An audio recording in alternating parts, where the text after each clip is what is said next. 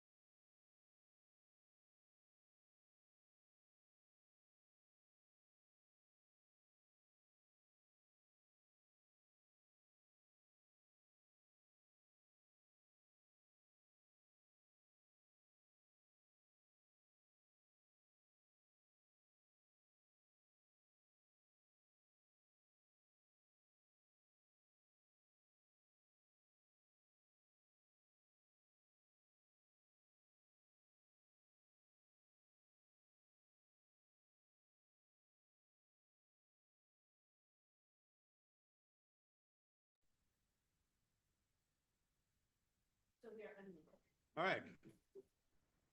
Good morning, El Dorado County. Today is Tuesday, December 2nd, 2025, and I call to order the regular meeting of the El Dorado County Board of Supervisors.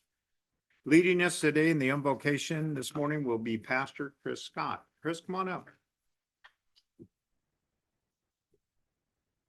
As I waddle up here from my overabundance of calories from this past week. Good morning, board. How are y'all doing today?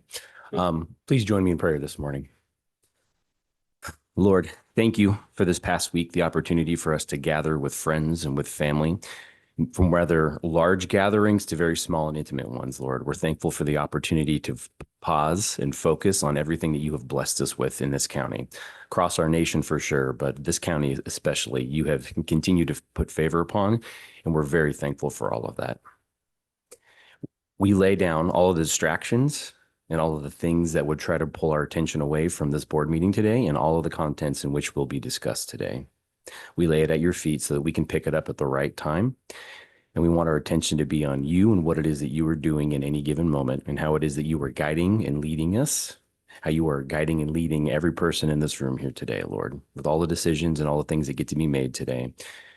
We pray for your ongoing direction and oversight in it, and that you would use it to continue to care for the people of El Dorado County well, and that you would empower everybody on this board today in order to be able to do that well. Thank you for today. We set this board meeting aside. We consecrate it to you for your protection and for your oversight today. We love you and we thank you. It's in your holy, powerful name that we get to pray these things. Amen. Amen. Thank you. Very good. Thank you. Please join me in the pledge. Ready? Begin. I pledge allegiance to the flag of the United States of America and to the republic for which it stands, one nation, under God, indivisible, with liberty and justice for all.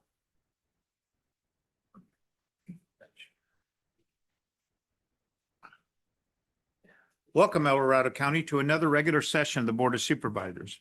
And thank you for joining us here today in Placerville, California. As a reminder, we limit public comment to 3 minutes to allow enough time for everyone to have their voices heard. Let's go to the agenda. Adoption of the agenda. I'll reach out to any of the board members. Any comments? Nope. Any comments? Nope. Okay, no comments. CAO? All right. Do I get a motion? Move approval of agenda. Okay, there's a second. All those in favor by saying aye? Aye. Motion passes 4-0 with Supervisor Ferrero being absent. Now we'll go ahead and move to the consent calendar. Start all the way to my left. Nothing for me. For you. Thank you, Mr. Chair. I would like to pull item number 14, which is the second reading of ordinance number 5249. Okay, all right. I'd like to pull item 10, which is the K1 to K2 easement. Okay. Yeah, I have concerns on that one too. So CEO, anything? No, thank you, Chair. All right, okay. I'll go ahead and open it up to public comment. We are now taking public comments specifically on the consent calendar. Each speaker will have 3 minutes to address the board. A timer will alert you when 30 seconds remain and again when your time has ended. We will begin with comments from individuals present in the boardroom, followed by those participating via Zoom. If you're joining via Zoom, please ensure you unmute yourself when called upon. If you're joining by phone, press *9 to raise your hand. If you're on Zoom, use the raise hand feature to indicate your interest in speaking. We ask that you voluntarily state your name for the record before beginning your comments. All right, anybody in the boardroom would like to speak on consent? Come on up. I don't see anybody. Let's go to Zoom participants, please, Kim. And now taking public comment from online participants. Now taking public comment from Chris Payne. Good morning, board. I was interested in item number 3 because of the fact that it's there's no in the agenda. There's no information related to costs. So I went to Legistar 25-1900, and I noted that there is a discussion about a lease, and this being the first amendment to the lease of $1,500 a month. But then there's a lot of discussion about sublease and options that the Board of Supervisors may have to what this item could be as we look into the future. So I was just wondering if those sublease costs, whether or not they seem to be quite extensive.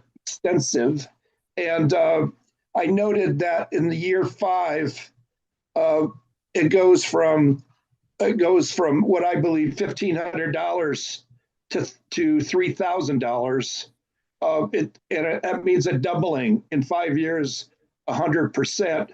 But I'm not certain how that sublease, how that actually works. I mean, if there is a lease for one person, I would like that person to be identified clearly. And then if there is a sublease beyond that, then I would like to know who that might be. I believe it possibly is the sheriff. So this item just doesn't seem to be clear to me. And for you to take action, I hope at least a majority of your board understands this item. Thank you for the time. Thank you, Chris. Now taking public comment from Scott.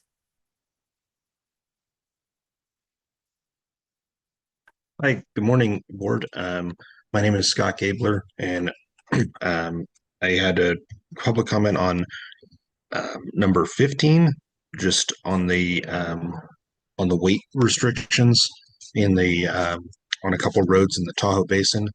I wanted to just voice that I think that I don't know if it's within the county's ability to just do a length restriction. The description of what the board is trying to accomplish, of trying to prevent like large semi-commercial vehicles from getting stuck in the snow.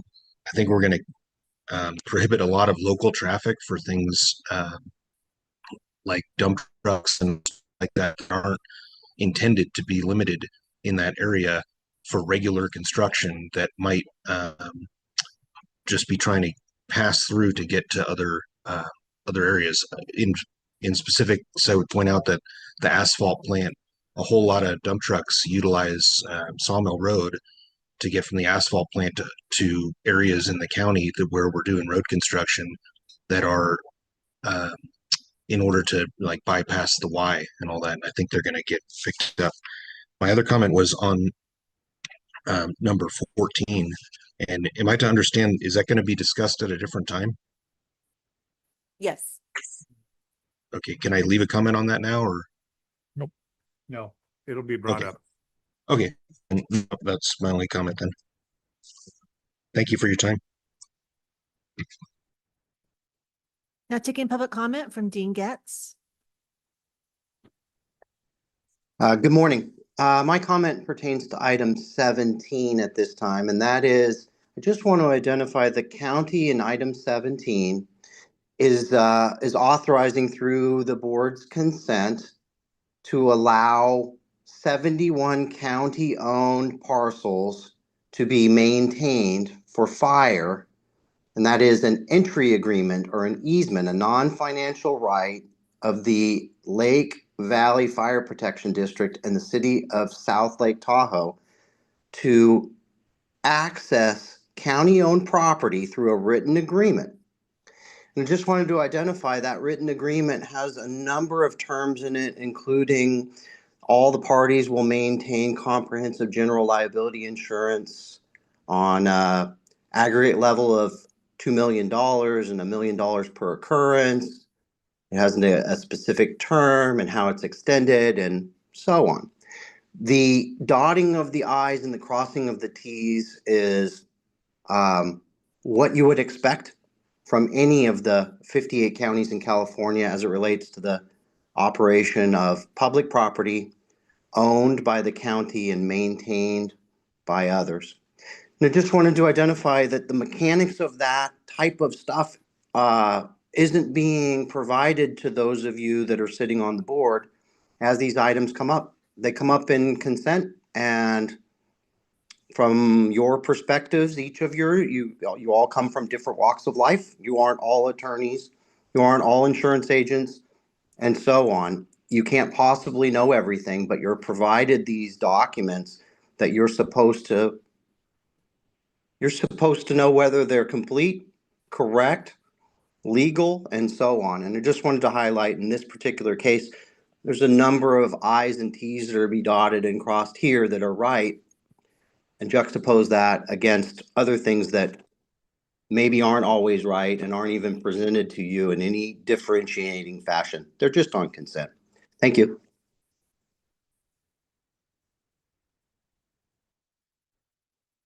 There's no additional public comment. All right, so I'll bring it back and stuff. Any comments? Yeah, can you answer some of those questions? Or be able to? Laura Schwartz is here that Oh, can okay. speak to the airport lease if you'd like. All right. I'll do it. I read the item. It was pretty clear. Yeah. Yes, this is a privately owned hangar that is being subleased out to the sheriff. And the yearly amounts are notated in the lease. It does increase over the course of 5 years up to a maximum amount of $3,000. And the revenue is almost the same. So when I read the item, to me, Yeah. once it gets to that 3,000 and the revenue we get is 2,900, so it's going to be almost a wash. Wash. Right, it goes into well, we don't get that revenue. That revenue is going to the hangar owner. Right, but the hangar owner pays the county a lease, correct? An annual amount that is, they don't, that's not a pass-through amount. Okay, very good. Good to know. Yes. Hey, Raphael, could you come up on the weight limitation? Thank you, Laura. In Tahoe? They talked about that in Tahoe, the weight limitation. Good morning, Board of Supervisors. Rafael Martinez, Director of Transportation for El Dorado County. In terms of the exact limitations, or what questions did you actually have? They asked about the road limitation on the weight because no heavy truck should be issued on that particular road. You know what? Actually, I'm going to hand that over to Jim Honeycutt, who is our traffic superintendent. He can give you more information on that. I think Brooke would like to hear it too. I know these. Well, I know you do, but I think it's good for the Yeah. public to know, so. Good morning, Board. Jim Honeycutt, Traffic Superintendent. The weight restriction is to restrict vehicles from bypassing the ag station. It will still allow vehicles to go down Sawmill. However, the segment to Highway 50 on North Upper Truckee will be restricted. But isn't it also true that that item specifies that like a truck delivering furniture to a resident, you know, that Absolutely. those would be exceptions. Yep. And I think, you know, road construction, those kind of things, those are allowable even with this weight restriction. Correct. Yes, there was like a list in there of Yeah. exemptions. Yeah, if there's a destination or delivery, those are definitely allowed. Anything that would bypass will be restricted. Thank you for that. Thank you. I appreciate it. CEO, I'm going to go back to you on item 17. Can you make a comment on that particular item? Dean was asking about the county-owned parcels. I didn't hear a specific question. I think it was more of a statement about Statement, the, yeah. the fact that, you know, the agreement had a lot of terms and conditions. Of course, it has been reviewed and approved by county council and risk management. So Okay, all right, thank you, that. All right, so, Kim, before we do the, final deal, you want to read that, please? Approval of the consent calendar with the following changes. Pull items 10 and 14 for discussion. Move consent. Second. All those in favor by saying aye? Aye. Motion passes 4-0 with Supervisor Ferrero being absent. So I guess we can go ahead and yeah. Okay, let's go ahead and move to 27 because I know they're here and they're waiting, so. Kim?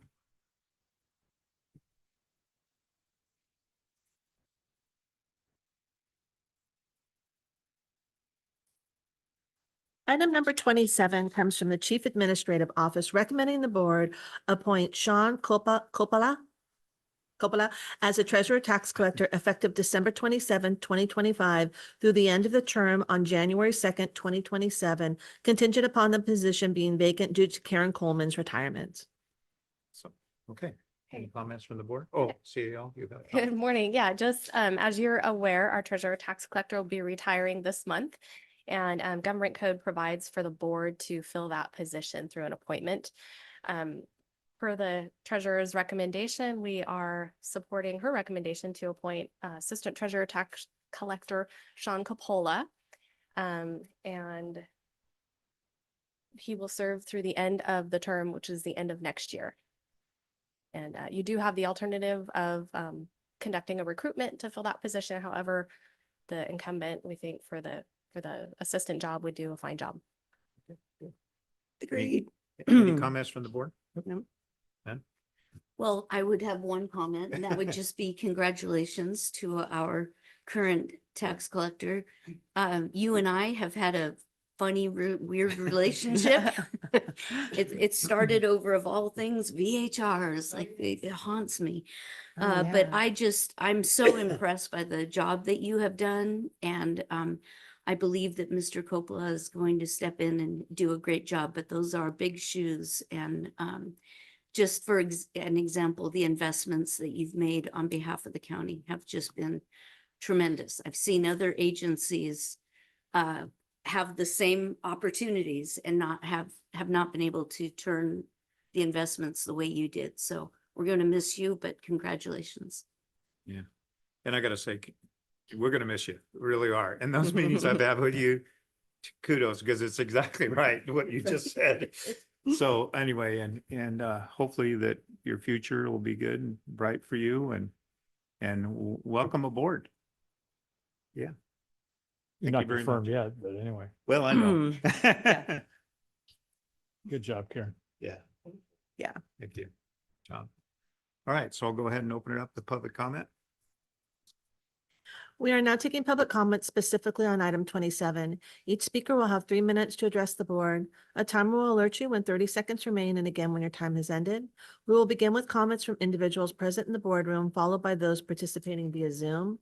If you're joining via Zoom, please ensure you unmute yourself when called upon. If you're joining by phone, press *9 to raise your hand. If you're on Zoom, use the raise hand feature to indicate your interest in speaking. We ask that you voluntarily state your name for the record before beginning your comments. Anybody in the boardroom? Come on. Come on up.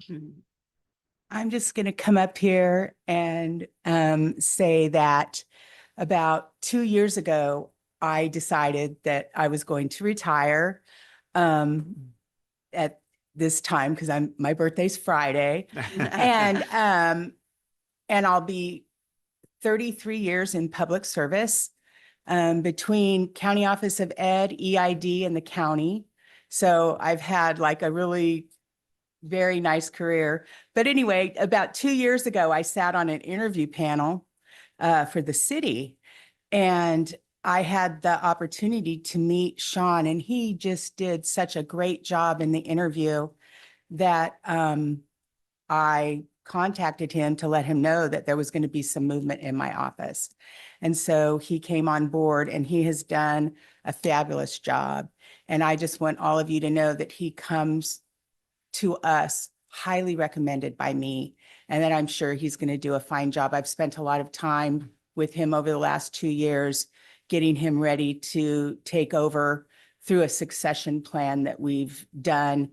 And he's been well received by all of you, I'm I was sure. gonna say us, yeah. And other departments and the staff. So I'm pretty sure that he's going to be very successful.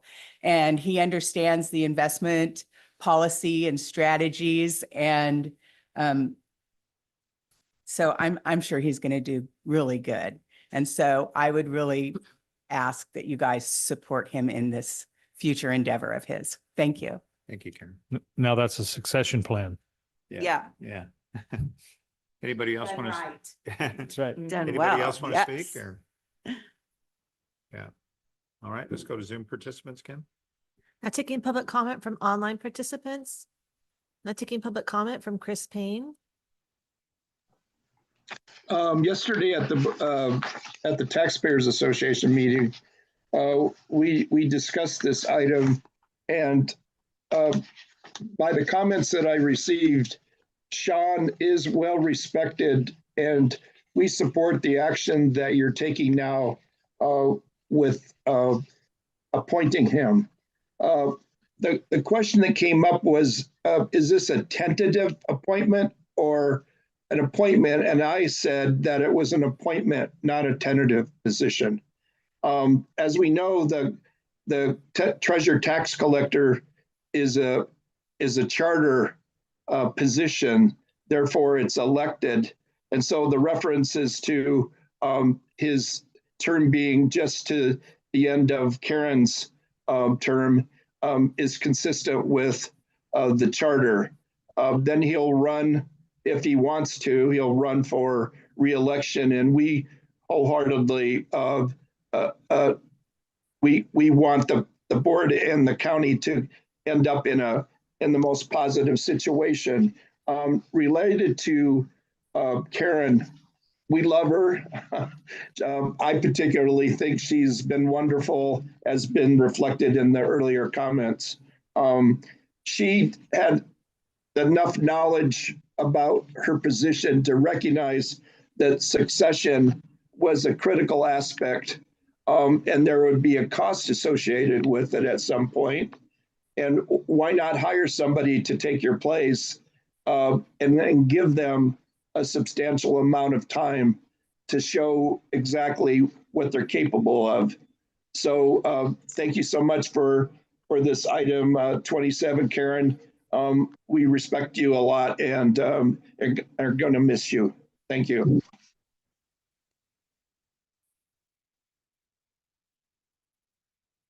Now taking public comment from Janelle Horn. Good morning, board. I first want to say that I'm so sad to see Karen Coleman leave. She has been a tremendous mentor and team player among all of the department heads, and she's done a tremendous job in her department of becoming more efficient, becoming innovative, and I just wish her the best of luck, but she couldn't have picked a better person. I've gotten to know Sean over the last couple of years, and I believe that he's going to be a great fit in that position. I think that he is going to be a great leader, and I truly support the board in hopefully appointing him to this position. I think we're going to be in good hands. Thank you. Thank you, Janelle. There is no additional public comment. All right. So any other comments from the board? Mr. Chair, I'll move item 27 for approval. And I'll second that and just want to say, Karen, I do want to point out that, you know, because we have so many special districts and other communities that pull their funding into where you do your investments. When I'm on other committees and they do their budgets and report out, I cannot tell you how many times people have gone, wow, our interest is amazing. I go, well, that's because we have a really good treasurer tax Yes. collector. So I just want to, you know, point that out, that is felt throughout the county, and appreciate you getting us to that point. So expectations are high, Sean. No, I'm kidding. Yeah. So yeah, I will second that. All right. All those in favor by saying aye? Aye. Okay. Motion passes 4-0 with Supervisor Farrell being absent. Congratulations, John. Yeah, congratulations. Awesome. All right, so I guess kind of. How about the items pulled from consent? Yeah, okay. All right. Kim, item 14. Oh, we're doing 14 or 10? Yeah, 10. huh? You want 10 or 14? Yeah, let's do 10 This first. is good. Yeah, let's do 10 first. Item number 10 comes from the Department of Transportation, recommending the board consider the following. 1, authorize the chair to sign an easement agreement conveying to the county an easement for public access over the trails commonly referred to as Village K1/K2 trails, and to authorize the chair to sign certificates of acceptance to allow for recordation of the aforementioned easement agreements. Okay. All right. Okay. So, you know, I just asked to pull this for, just to make sure that we have clarity on this. This is one of those items that certain items in the county just linger forever. And there's been a lot of public interest in this particular item. And it seems, you know, in the big picture of the county, it's small because it's a little piece of trail. But I just want to understand, is this action here completing everything around this piece of trail, or is there more to do? Or do we have concerns? I just want to understand that. And so Adam, looks like Adam Bain's coming up.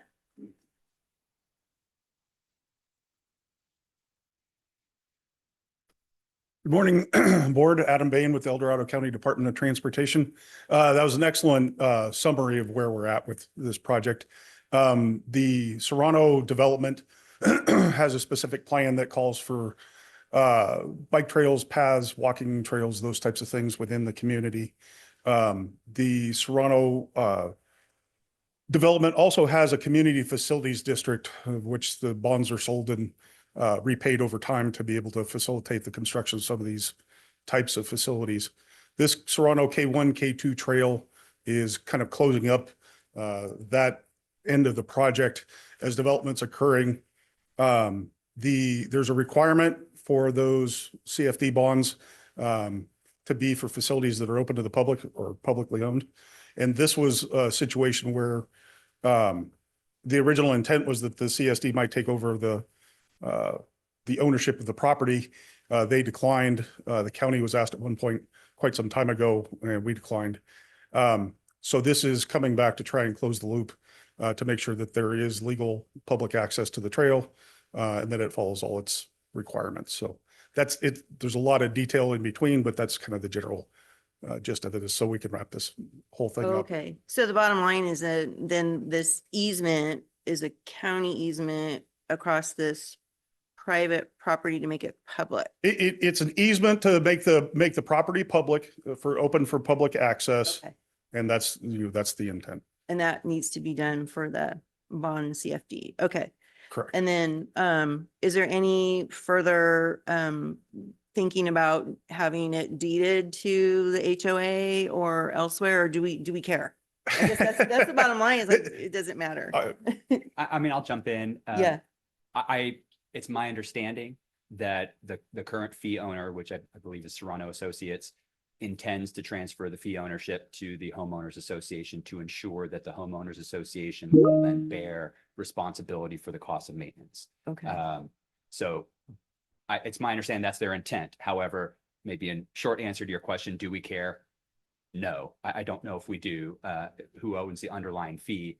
Our easement will run for our benefit regardless of the transfer of title of the underlying fee. And our easement provides that it is the owner of the underlying fee that is responsible for the cost of maintenance, whoever that might be. Okay. I think that makes sense then. I just wanted to make sure, because this has been an ongoing one, which many things are like that with land use. So thank you for that, Adam. I don't know if any other board members have questions or. No, not at this time. We'll go ahead and open it up to public comment, Kim. We are now taking public comment specifically on item 10. Each speaker will have 3 minutes to address the board. A timer will alert you when 30 seconds remain, and again when your time has ended. We will begin with comments from individuals present in the boardroom, followed by those participating via Zoom. If you're joining via Zoom, please ensure you unmute yourself when called upon. If you're joining by phone, press *9 to raise your hand. If you're on Zoom, use the raise hand feature to indicate your interest in speaking. We ask that you voluntarily state your name for the record before beginning your comments. All right, anybody in the boardroom like to speak on this item? Come on up. I don't see anybody. Kim, let's go to Zoom participants, please. Now taking public comment from online participants. I'm taking public comment from Chris Payne. Thank you, Supervisor Parlin, for pulling this item. The issue that I understand based on comments that have been made on social media, as well as of your own concern, Supervisor Parlin, is access to public trail facilities. I was part of the original development team for Department of Transportation when Serrano was first planned. And so I know that there's a core of sidewalks and trails that were built into the original development and then the phasing that was also included in the development plan. So those sidewalks and those trails have been built, and they are generally, if I can remember, accessible to anyone, including you, Supervisor Parlin, that might want to use them. In the case of some that may be behind gates, I think that's the question of whether or not accessibility to the general public is available. If there is an easy way to do it, you go up to a gate, there might be a security person there, and you just tell them what your interest is and where you want to go, then that makes sense. And that is a practical approach to how a person of the public, the general public, could use it. I recognize there is people that are within the controlled area that live there, and you could say that these trails are for their benefit, specifically directly, but it's the ones who live in some other places who may have a bike or something, and they want to visit one of these trails that may be more controlled.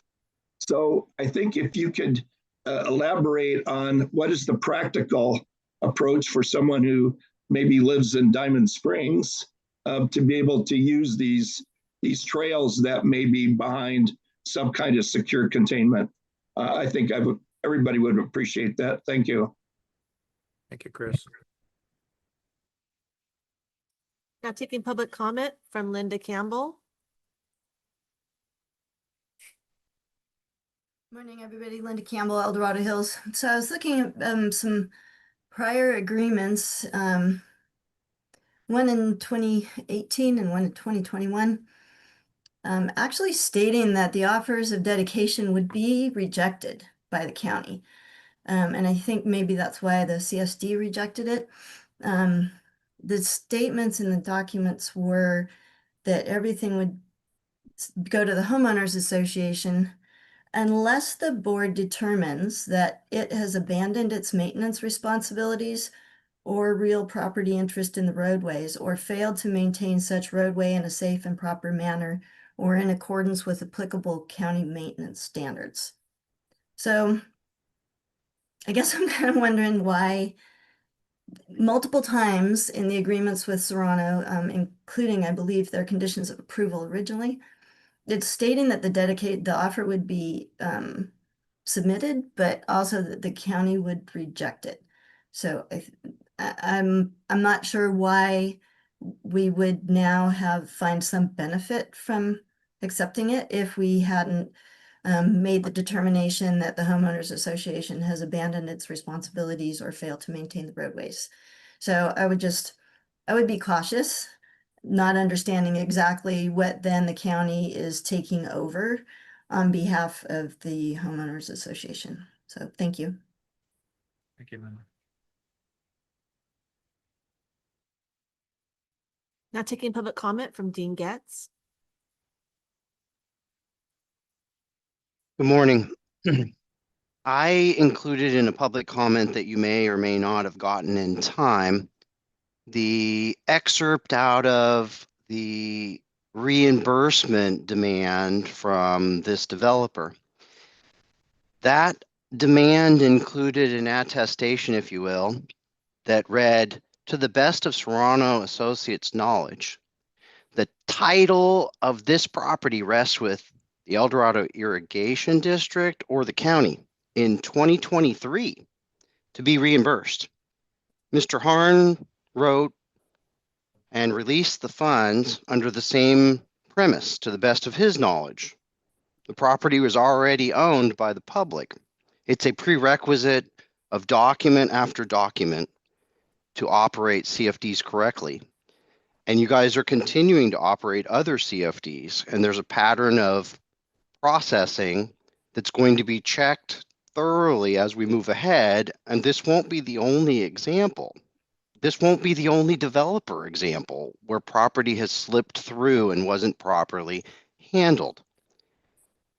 This particular public amenity that we're now discussing the easement over should be required by staff, and I commend Supervisor Turnbull and specifically Supervisor Parlin for raising these concerns.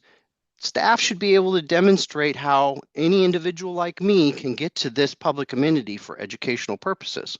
Because if I can't get there without crossing private property, if I can't get there without the county not being responsible for me injuring myself on others' property, or being accosted because I'm crossing private property to get to the public property, you're creating a nightmare for the county. The idea that there's some benefit that we get to evaluate and whether we want to take it now or not, that ship sailed when you wrote the check for more than $1 million on this K12 trail. The public bought it at that point in time, and you've got to buy it based on the terms of the agreements. And the underlying agreements are they're more than 3 decades old, and they're very explicit. And they run to the law for which you can administer CFDs, public property, and the reimbursement thereof. So if the developer tells you that he believes that the property is already in EID's hands or the county's hands to get reimbursed, I don't know why we would be doing anything other than fixing that or getting the money back. It needs to be fixed.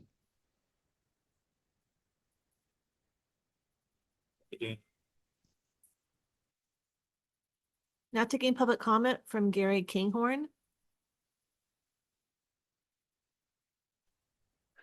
Good morning, board. Gary Kinghorn. So next week I'll be ascending to the board of the El Dorado Hills CSD, and I've been looking into this K1, K2 trail issue, and I think the previous 3 commenters have kind of nailed the issues. But, to summarize, the real problem here is that if public CFD money has been used on a asset that's not publicly owned, you run afoul of the tax exempt bonds that have been issued under that CFD to be no longer tax exempt.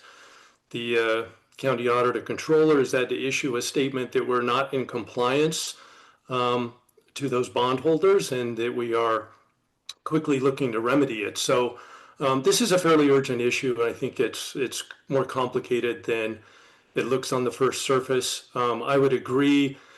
You have to ask, is public access, does that mean you have to go through a Serrano security gate to get to it? Does public ownership mean that Serrano HOA can own it, or the county or the CSD has to own it? And then there's the problem of who's going to maintain it after it's owned. And if I don't know that there's a plan to maintain it. I haven't confirmed that the HOA is going to step up. I know that the CSD in the past has wanted to defer ownership and then the ongoing maintenance of it. I'm not privy to those discussions because I think they've been done in closed session. But I think that strong consideration here is to be undertaken to resolve these issues that have been brought up and raised before moving forward, because I think the long-term impact on these bondholders and our compliance with the CFD allocation of funds is questionable and at stake. So with that, I'll turn my time back. Thank you. Now taking public comment from 390.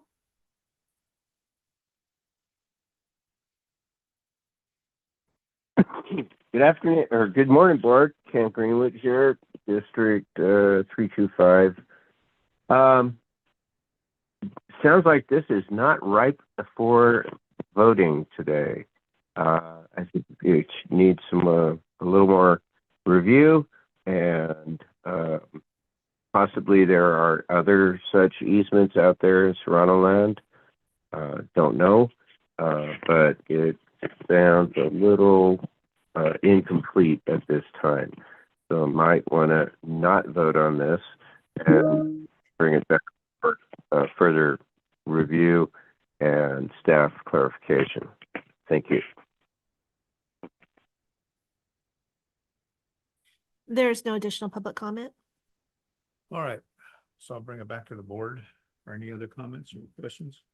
Well, so I think that, gosh darn it, this one is just like, why is this like this one?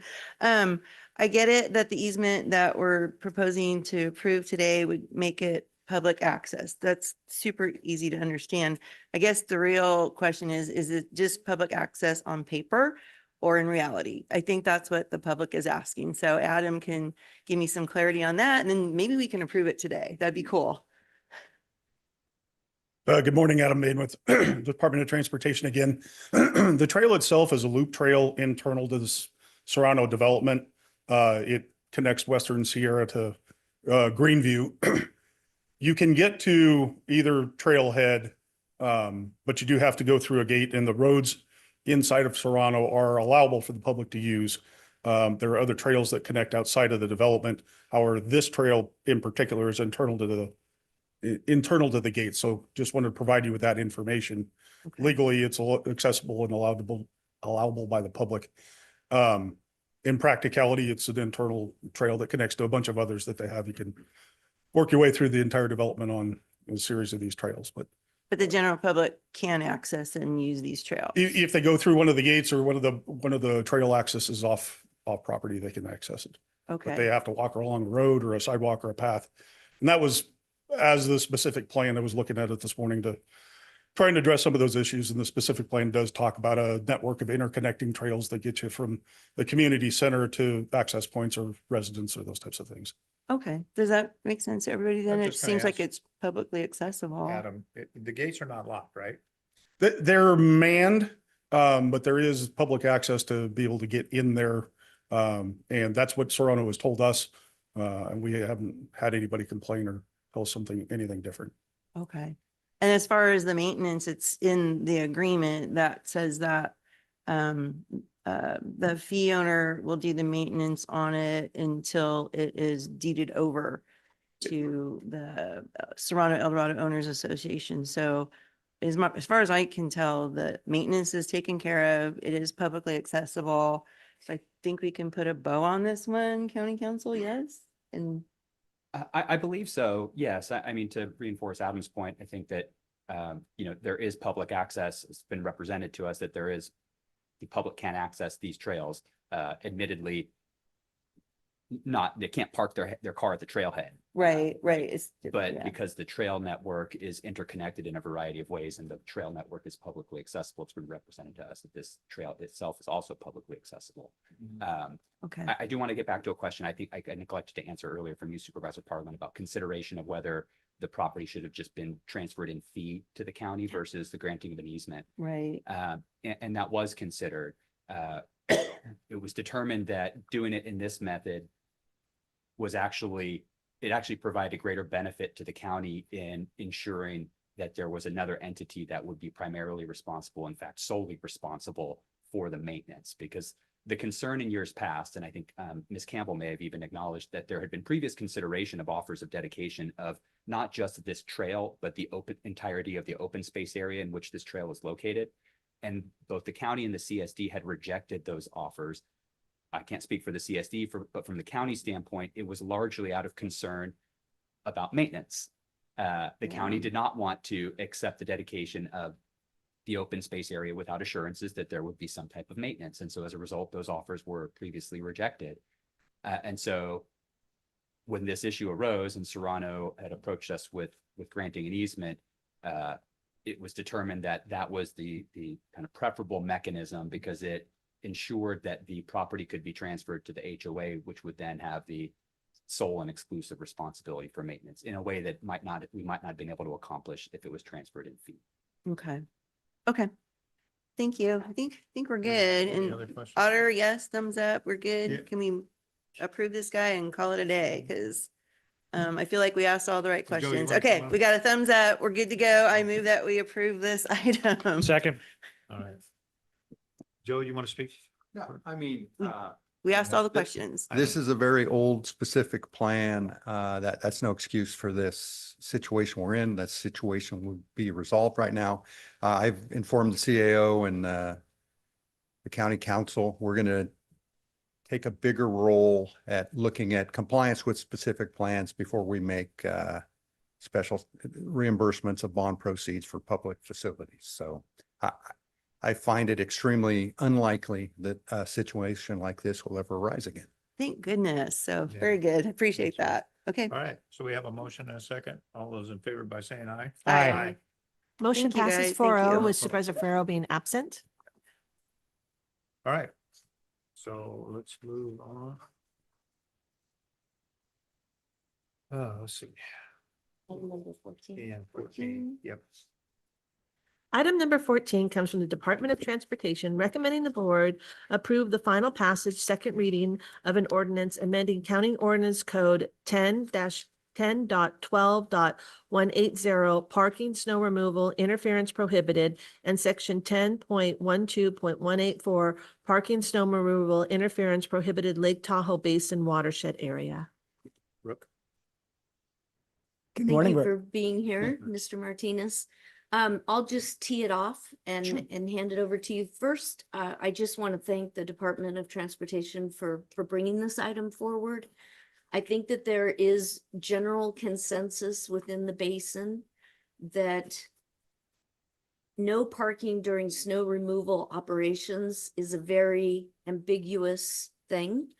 We know from other parts of District 5, specifically Tahoma and Meeks Bay, that utilize the November 1st to May 1st bookends as no parking is very clear.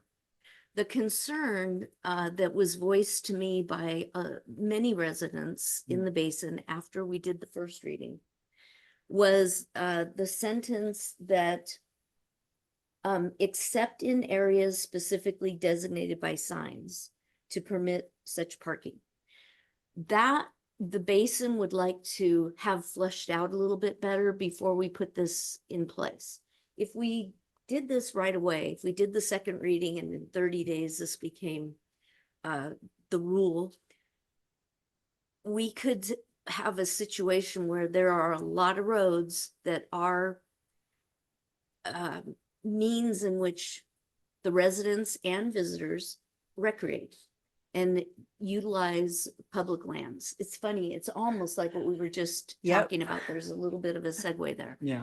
So without knowing what those roads are going to be, it is possible if we implement it this winter that we have the November to May very clearly defined, but we haven't yet defined what roads might be an exception to that. So if it's okay with the department and with my colleagues, I would like to pump the brakes a little bit, utilize this winter to have a couple public meetings and talk about what are those areas that we feel should be exceptions.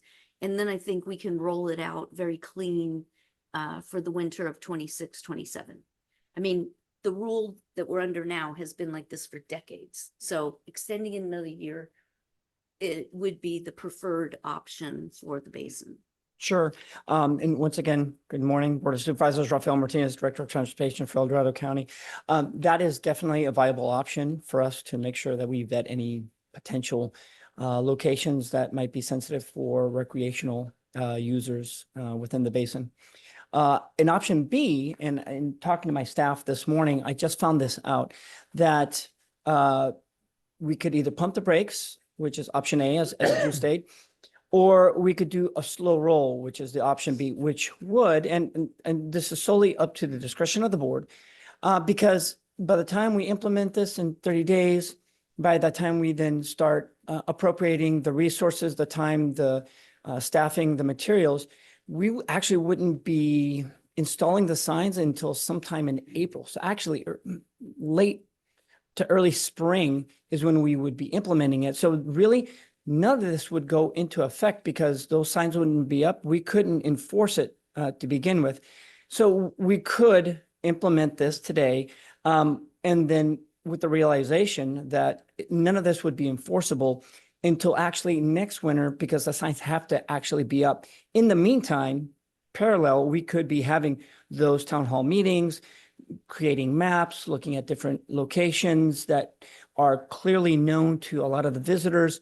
So it's up to you, Supervisor Lane, as to how you would like the department and the board to move forward with either option A, which is pumping the brakes, or option B, which is a slow roll, which both are traffic and transportation connotations, which I'm perfectly normal with. So either way. Nice segue. Pardon the nice puns. segue there. Yeah, I think the cleanest option is to just do option A. Okay. Yeah, and just Sure. slow roll this, do some community forums, roll this out clean, and make it effective for the next winter. I think that's, and I'll love to hear public comment if people have some ideas on that, but unless we hear differently in public comment, I think option A would be my preference. Yeah. Okay. My And I colleagues like would support that. you mentioned maps. Yes. And sure. I forgot during consent calendar, there was a couple other items that were DOT related that I think could have benefited with maps. Sure. The 71 parcels, for example, or I think that was that DOT or planning? That was planning. Planning. Yeah. I'm guessing they're roadside parcels though, because they're tiny. And then the Wentworth Springs item too with the Ice House Road, again, maps. I just, seeing a list of parcels or a list of locations really doesn't help. And I think with this situation, where people want to recreate and want to know where this is going to be impacted or not, maps are going to be invaluable. So It will be an effort for the department. We will have to collaborate with other stakeholders and community advocacy groups, because these are not like trailheads. They're more like de facto, public access points that are at the end of a road. And so during the summer, during the spring, they're clearly open access land that people can, get to. During the winter, it's a little different because with the snow accumulation, it then blocks and obscures some of those areas. And so it will be something of an effort that we'll have to work out. And it would probably be better to do option A, because it's going to take a while for us to find out all these locations and where they are, because they might be privately owned, they might be publicly owned, they might have different aspects of it that aren't very intuitive. So we can definitely work with the different groups in determining those. So sure. Okay. I appreciate your Alrighty. openness and your flexibility. Sure. Thank you. All righty. All right. Any other comments at this time from the board members? All right, let's go ahead and open it up to public comment, Kim. We are now taking public comment specifically on item 14. Each speaker will have 3 minutes to address the board. A timer will alert you when 30 seconds remain and again when your time has ended. We will begin with comments from individuals present in the boardroom, followed by those participating via Zoom. If you're joining via Zoom, please ensure you unmute yourself when called upon. If you're joining the meeting by phone, press *9 to raise your hand. If you're on Zoom, use the raise hand feature to indicate your interest in speaking.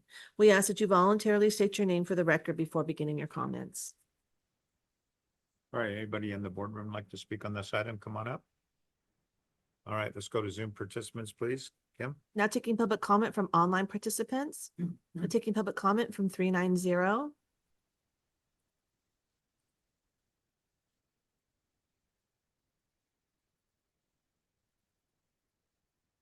Good morning, board. Ken Greenwood here. Still have, I agree that we need some more work here for gathering some information on what are viable access points and such during the winter. But my concern still goes back to the broad May through, or November 1st through May 1st, or whatever these dates are. I can tell you right now, there's no snow to be removed, yet somebody could get cited or towed. I just have some concerns there as to how this might be a little clearer for the common person, and then to add some common sense application to it. Thank you very much. Thank you, Ken. Now taking public comment from Scott. Hi, good morning, board. My name is Scott Gabler, and this is my primary reason for appearing this morning. Thank you, board, very much for undertaking the decision here to take a pause and do put some public meetings and seek a community forum on this. I just wanted to take the moment to point out to the board, as foreshadowing what can and what might come up, is in our invocation this morning, we talked about our thankfulness for the large gatherings of friends and family of the last week. And I just want to toss out to the board that within the TRPA, coverage restrictions and the size of people's driveways and stuff like that, that just things like Thanksgiving gatherings would be heavily affected for the ability just to have friends over. If it's unusual to have more than a 1 to 2 car driveway in the basin. And if that's the limit of folks that you can have over, that's going to limit the community in something we just gave thanks for as a group. I also wanted to mention that in terms of the trailhead access question, that as the director of the Department of Transportation just mentioned, these are not like established on the map trailheads. Many of these locations, just along Sawmill Road in general, there's over 50 crags and climbing areas that are used by the community, that are little pullouts that are, as mentioned by the last caller, very accessible right now, here more than a month into what would be the restriction dates. So I just would caution that if the board goes ahead with the similar language to what's currently there, it's going to lead to tens of thousands of parking allowed signs. We're not talking like a couple hundred locations. We're talking about tens of thousands of locations that are going to be requested or are going to be in dispute. And I would also just mention the effect on industry, right? Construction projects and the like that require people to be able to park in excess of just the residence of the home at a particular location. Even though we're not digging anymore, there's still a lot of construction active because of the weather. It's going to be a huge economic impact if there's no place for those workers to park. Thank you for your time and your consideration and the commitment to public meetings. Appreciate it. Thank you. Now taking public comment from Chris Payne. This discussion now has gone on for a while. Some of the same people that spoke in the first reading now have commented about their concerns. So I just have a couple of questions based on those individuals, including this last speaker. Does general vehicle code cover citations that would not on a road where there's no necessity to sign? Or does the sign distinguish these roads then from other roads for the benefit of citing violators? That those two are different. If you don't recognize that, then you don't know the basin. A lot of these recreational areas were formerly Caltrans's or the state's road system that were decided not to be built, but it's still owned by the state because they were acquired. So that, as this last gentleman has said, there's hundreds, if not thousands, of places where people might want to recreate, but where the county would want to not let that happen. So if you could just answer the question about just general vehicle code and how it handles violations versus this new system that you're going to have where it's going to be signed. I think a lot of people would appreciate that. Thank you for the time. Thank you, Chris. There's no additional public comment. All right. So bring it back to the board for any other comments. I think, Raphael, could you answer that one question or somebody can come up and answer that one question, Chris? Yeah. Morning, Board. Jim Honeycutt, Traffic Superintendent. Regarding the code, I would have to look into that one. If vehicles are impeding the flow of traffic, that would be a citation, but we're discussing snow removal ordinance. So during snow removal time, regarding impeding traffic and the snow storage areas. So I would have to look into that one. Okay. I can All get right. back to you. Thank you. Sure. Appreciate that. Thank you. All right. Go back to the board. Do you want to make a motion?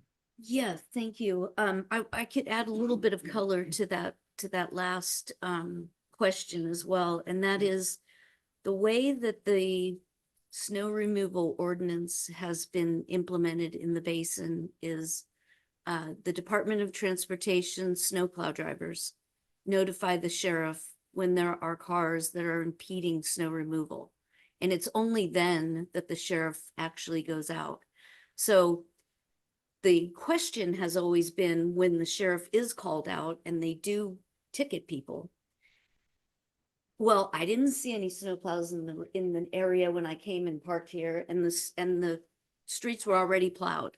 So I didn't think it was snow removal operations. So the clarity of a snowplow driver contacting the sheriff to say there are cars that are impeding my ability to clear the roads. The sheriff comes out and tickets. It's very clear if it's between November 1st and May 1st. They're not necessarily driving through neighborhoods trying to find people that are parked on the road during that span of time.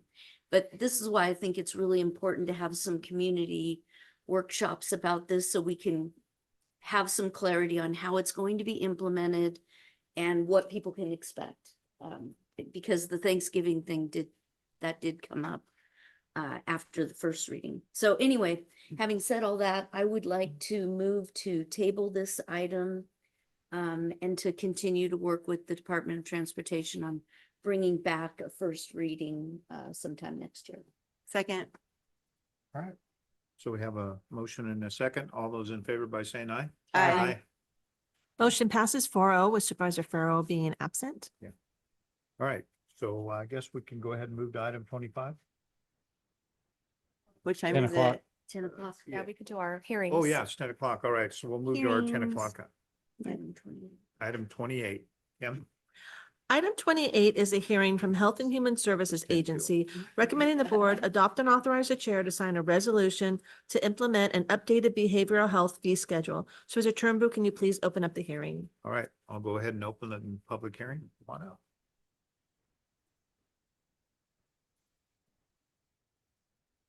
Good morning, Chair and Supervisors. I'm Justine Collinsworth. I am the Director of Behavioral Health with Health and Human Services here in El Dorado County. And I'm here to request your approval of the resolution adopting the updated Medi-Cal reimbursement rates set forth by the Department of Healthcare Services for permissible specialty mental health services. As the county's mental health plan, we're required to use a statewide rate set forth by the Department of Healthcare Services for Medi-Cal reimbursable specialty mental health services. And DHCS periodically updates these rates based on realignment revenues, on federal financial participation requirements, cost reports, and statewide utilization factors. Today's item requests that authorization for the county to adopt the new DHCS rates and sign the accompanying resolution so we may continue claiming Medi-Cal reimbursement for eligible specialty mental health services.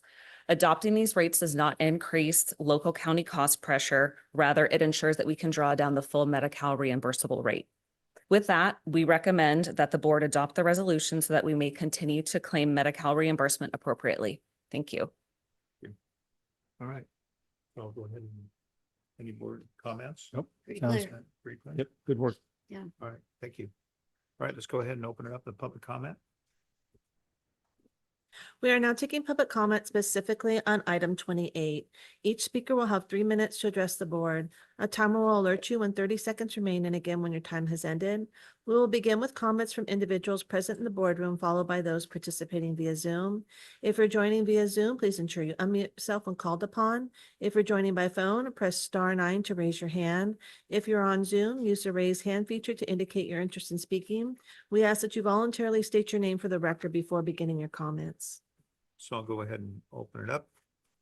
Anybody in the boardroom would like to speak on item 28? Come on up. I don't see anybody. And let's go to Zoom participants, please. Now taking public comment from online participants. Well, wait a minute. Joe, did you have? No, never his, mind. No, item no, next. next item. Next item. Okay. All right. There is no public comment. Oh, no public comment. Okay. So bring it back to the board. Close the public hearing. Close it. Yep. Mr. Chair, I'll move the item for approval. Second. All those in favor by saying aye? Aye. Aye. Okay. Motion Thank you. passes 4-0 with Supervisor Farrell being absent. All right. Want to go ahead and move to item 29?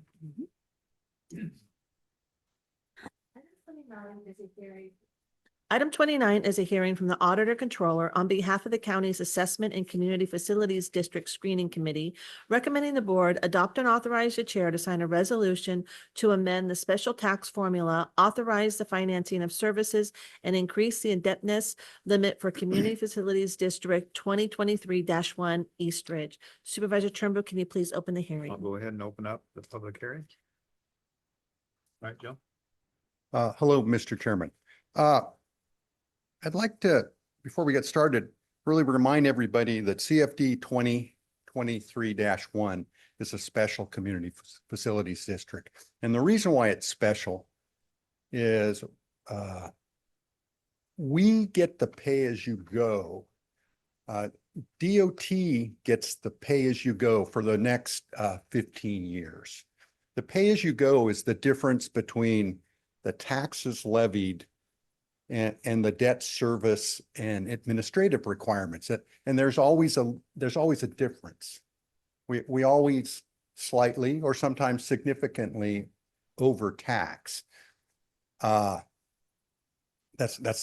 not the most articulate way to explain it, but the money will be generated in this pay-as-you-go account. The pay-as-you-go money, if DOT helps you make a finding, can be based on your determination, based on DOT's evidence, can be used to meet increased demands placed on local agencies and infrastructure that are a result of what's going on in the CFD. So this pay-as-you-go money, I haven't talked to Raphael and he hasn't given me the evidence, but this money a portion of this money could be used to widen White Rock Road so that the residents of East Ridge could more easily get on Highway 50 through the Silver Valley interchange. So it can be used for capital improvements outside of the community facilities district if your board determines that those expenditures are necessary to meet the demands of the residents in this CFD. So we hope to structure more CFDs. Well, actually, we hope to never do another CFD, but assuming we do, we hope to structure future CFDs with similar language. The developer has asked that we amend the rate and method of apportionment and increase the bond authorization for this CFD 2023-1. The additional bond authorization, the motivation for that is infrastructure costs, the costs of pipes, new roads, etc., have gone up significantly. So they would like and of course, we're not selling bonds today. We're just revising the CFD documents, the most important one being the rate and method of apportionment, or what we call the RMA. One change to the RMA is the special tax rates potentially could go up. When I say to, as high as $15,000 per home, for a home in excess of 4,000 square feet. Now, when I say potentially, we're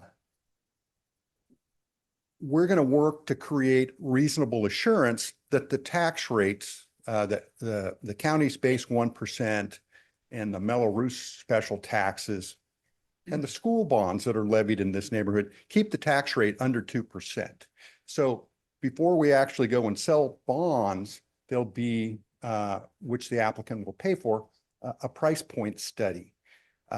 And although it's theoretically possible next year we're going to levy a home for $15,000 of special taxes, that won't happen unless evidence is presented to the county based on a consultant that we hire that the Mello-Roos special tax won't push the overall tax rate over 2%.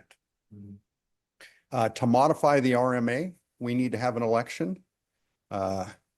This is twice in a row that I believe I've provided the board clerk with the ballots.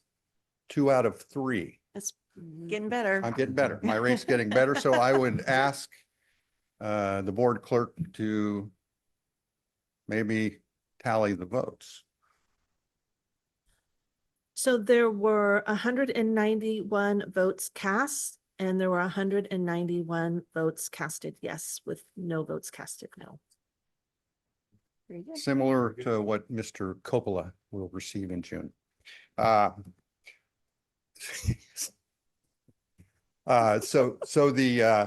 We've had an election to raise the taxes within the CFD. And at this point, I would invite you, of course, you can ask questions of me. You can take some testimony from the public. And after that, potentially you'd consider adopting the resolution that's before you. Thank you. Bring it back to the board. Any questions? Any comments? Let's go ahead and open it up to public comment. We are now taking public comment specifically on item 29. Each speaker will have 3 minutes to address the board. A timer will alert you when 30 seconds remain, and again when your time has ended. We will begin with comments from individuals present in the boardroom, followed by those participating via Zoom.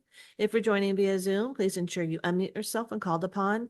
If you're joining by phone, press *9 to raise your hand.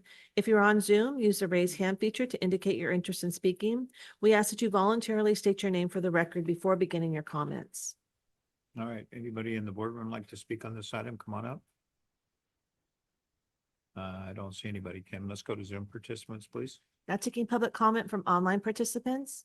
Now taking public comment from Chris Payne. Board of Supervisors, on this item 29, I believe I was on the Planning Commission at the time when this came in. Ultimately, the Auditor Controller's comments were very important on that July 25th, 2023 date. He had explained pretty much what he's explaining today about the process of why it was necessary in order for this community facilities district to be created. So now we're asking for the special tax formula to be amended to increase the indebtedness limit. The infrastructure was the key to the discussion back in 2023. The necessary infrastructure that he's alluded to today in his comments, including White Rock Road, as ties right into discussions that you have had about the future of White Rock Road and the responsibility of bringing White Rock Road up to standard for the traffic that it'll receive as it's connecting into the parts to the west into Sac County and beyond. What I wanted to allude to on this also was the fact that at the time the property was owned entirely by the developer, and in this case, I'm not certain because I haven't been following East Ridge of whether or not development has occurred and whether or not the infrastructure for the development, which is called East Ridge, has been completed. But my only comment then, in terms of following the recommendation of your auditor is just explaining a little bit about what's been completed and what's necessary to complete. Thank you.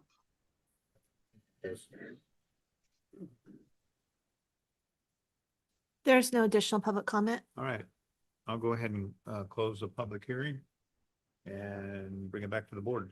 Any other comments? Or Joe? There's some roads that have been completed. There's a big water tank. There's a lot that's been completed, but there have been no homes built, and they have sold some of the lots to Lennar. But other than that, it's held by, I think they're called Valley View. It's Westlands. I think they're called Valley View Holdings LLC. Right. Well, being it's in my district, I'll go ahead and make a motion to approve. Second. All those in favor by saying aye? Aye. Motion passes 4-0 with Supervisor Ferrero being absent. Thank you, Joe. Thanks, Joe. All right. So now let's go ahead and move to item 25. Item 25 comes from Agriculture Weights and Measures Department, recommending the board, 1, pursuant to Board Policy A3, ordinances new or amended, conceptually approve the establishment of a new ordinance, point of sale, to identify, inspect, and register automated point of sale devices used for commercial purposes, and 2, direct staff to return to the board for approval of associated fees. All right, Leanne, you ready? Good morning. Morning, Sheriff Board. Leanne Wheeler, your agriculture commissioner, and today I'm wearing my Sealer of Weights and Measures hat. Oh, thank you, Laura.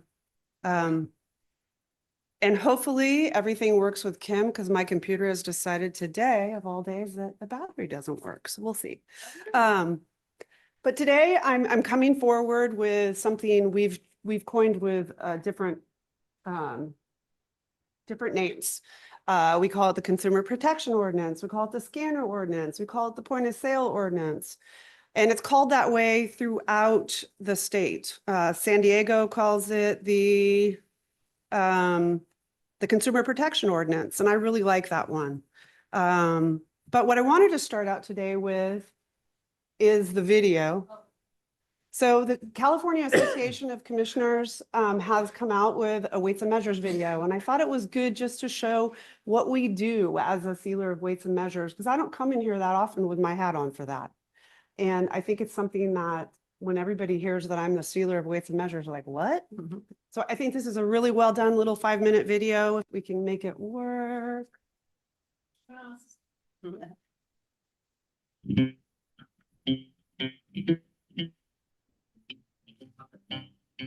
My name is Kurt Florin. I'm the sealer of weights and measures in Los Angeles County. What is a sealer of weights and measures? A sealer of weights and measures is a county official responsible for ensuring fairness and accuracy in commercial transactions involving any kind of measurement. There's a sealer of weights and measures required by state law in every California county. We have both the authority and responsibility to inspect, test, and seal commercial devices. We strive to achieve compliance through routine testing and monitoring. But when appropriate, we enforce compliance through administrative fines, criminal prosecution, or other legal action. Basically, our job is to protect consumers from fraud, but also to ensure fair competition in the marketplace. Sealers of weights and measures test all kinds of weighing and measuring devices to ensure they're accurate. We check the weight, count, volume, or dimensions of all kinds of packaged consumer goods to ensure they contain the quantity on the label. We make sure gas pumps are accurately measuring and delivering the fuel you put in your tank. And we make sure EV chargers are accurate too. We verify that you are being charged only the price posted or advertised when you check out of a store. Sealers of weights and measures are watching out for you every day. And most people don't even know we exist. When you wake up in the morning, you may get out from under 90 by 102-inch sheets. You squeeze toothpaste from a 6-ounce tube. You scoop coffee from a 12-ounce can. You pour creamer from a 16-ounce jar. When you get to the office, you probably pull 8.5 by 11-inch paper from a 500-count ream and maybe reach for a paper clip from a 1,000-count box. Everything we buy has a quantity statement. Weights and measures make sure that those quantity statements are accurate and that you're getting what you pay for. When it comes to gas pumps, people want to make sure they're accurate. Gas is expensive, especially in California. Here in Los Angeles County, we have over 1,900 gas stations and over 57,000 gasoline nozzles in the marketplace. We receive on average about 2 complaints every single day alleging that gas pumps aren't accurate. Statistically, they're the most accurate device we have in the marketplace. Less than 0.5% of them over-register, fail for tolerance violations. In addition to gas pumps, sealers of weights and measures inspect over 30 different categories of devices. Just because your device is accurate doesn't mean your transaction is accurate.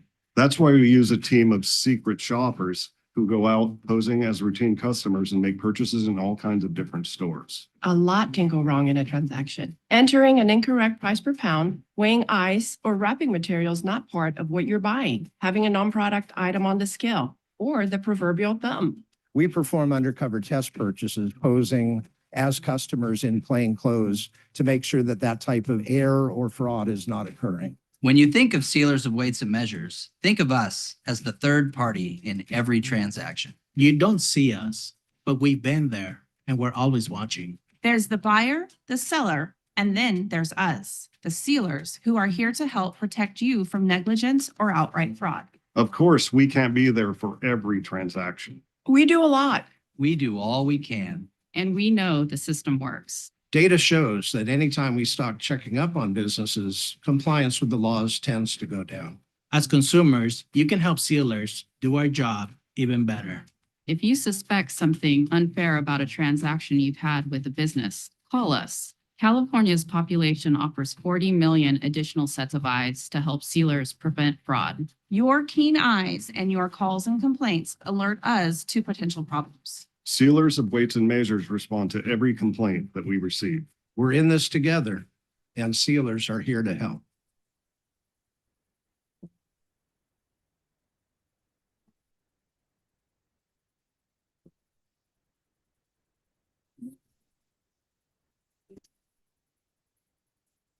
So now we'll move to the PowerPoint. Thank you for indulging me. I thought it was just a good segue into what I'm talking about.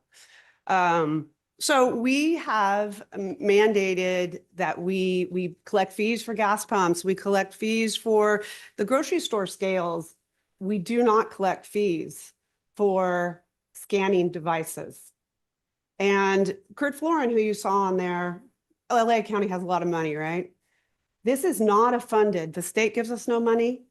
It's all, we have to do it through general fund. So we don't do it that often. Next slide. And I'm here requesting, I want to be clear, I'm requesting conceptual approval to move forward with a scanning ordinance. I'm not proposing an ordinance at this time, just conceptual approval. So the BMP code gives us the ability to regulate any kind of price, because it says it's unlawful for any person at the time of the sale of a commodity to charge an amount greater than the lowest price posted on the commodity itself or on the shelf tag that it corresponds to the commodity. So as we go back again, we collect money every year, about $132,000 to help pay for our weights and measures program. We get out, we check your gas pumps every year, we check the scales in the grocery stores, and Apple Hill, we check every scale. We do your propane dispensers, we do your propane trucks that come and deliver propane, but I do not collect a fee for the scanning ordinance. So I listened to Kurt Florin talk about how at all the CACASA meetings, every time he does an inspection, there's like a 30% on average overcharge. And I thought, okay, we've never checked. All we do is do it based on complaint. And how many times have you walked out of a store and said, crud, they overcharged me, and kept going because you didn't have time to look into it? Maybe you call us, maybe you don't know to call us. So we go in when we get a complaint and we do a random pick. We'll check that one item if it's a complaint, but we do have the ability to do a random pick. A lot of times we're checking that item because it's a complaint. Next slide. So what I did was I said, you know what, we're going to put some time and effort into this. We're going to look into it. So between November 2024 and February 2025, we did 63 price verification inspections in the groceries, in the stores. Now that included grocery stores, dollar stores, Autopot stores, the feed stores, hardware stores, and our big retail stores. And now that did not include some of the new ones that are going in. And we did not really do, if you think every gas station has a scanning device. Next slide. So we did 63 total inspections. And of those inspections, 42.9% of them resulted in overcharges. 41.3% resulted in undercharges. Some stores had both. And that's why you'll see the total number of inspections with errors was 34, because some had unders and some had overs. Now you may say, oh, well, you know what? The undercharges make up for the overcharges. Well, they don't. When we did the numbers out, if you were to spend $200 a week in a month in a grocery store, you would be losing on average $100 a year based on the overcharges that we saw, whereas the undercharges would be about $50. So you're still not making it, it doesn't work there. So next slide. So on average, when we had overcharges, they ranged between 10 and 30%, but on average, they were 8.5% of the items were overcharged. And in one store, 26 items scanned, 9 of them, 34% resulted in overcharges. And when an item was overcharged, the consumer was charged an average of 24.7% more than the price of an item. Now, I've had a question. When we go in and we do these random inspections and we literally pull random items off the shelf. They don't have no clue what we're doing. We take them up to the register and they get scanned to see if they match what the shelf tag says. I got a question of what do we do when we find that? We do not leave the store until it's either fixed in the computer, the shelf tag is changed, or the shelf tag is pulled off so that the consumer is getting charged whatever is advertised price. Next slide. So here we are, undercharges. So people say, well, what do we care about undercharges? Well, it's a loss of revenue. I call this the consumer protection ordinance, but really it protects the businesses too. It's a loss of revenue to that business. And it's also a loss of sales tax to the county. So on average, when we had undercharges, 6% of them were undercharged. And when an item was undercharged, the consumer was charged an average of 19.8% less. We don't see that often. It did happen, but I want to, as we are able to pull in some revenue to do this and stay on a regular basis, I think that we'll start to see that overcharges really are the issue. And as Clerk Florence said, and other commissioners in there, what they see is when they know, the businesses know that you're coming in every year, they're going to keep themselves in line and be more in line with this. In our state, 20 counties currently have a scanning consumer protection ordinance in place. Sacramento has one. I know that in speaking to at the Commissioners Conference in October, other counties are coming forward because it's really important. Things are expensive right now. Next slide. So, any questions? Any questions? Nope. Anything? I just got it, Leanne. Being that I was in my business, and especially when it deals with gasoline, when all the tanks have to be tested and stuff. And my biggest concern when they used to bring fuel in, and they would let that fuel sit out in the sun all day, and then they'd bring it in later on at night. And what would happen is that fuel would expand, which I would be charged more because that expansion after you test the tanks. So there was a big issue on that many times. That's why it's better to have a night deliveries when you order it, to make sure you have night deliveries and not, and that can be, dumped in. Or temperature compensated devices. Exactly. Because it, you think about it, it could be 100 gallons. Well, 100 gallons at 4 cents a gallon, that's your profit.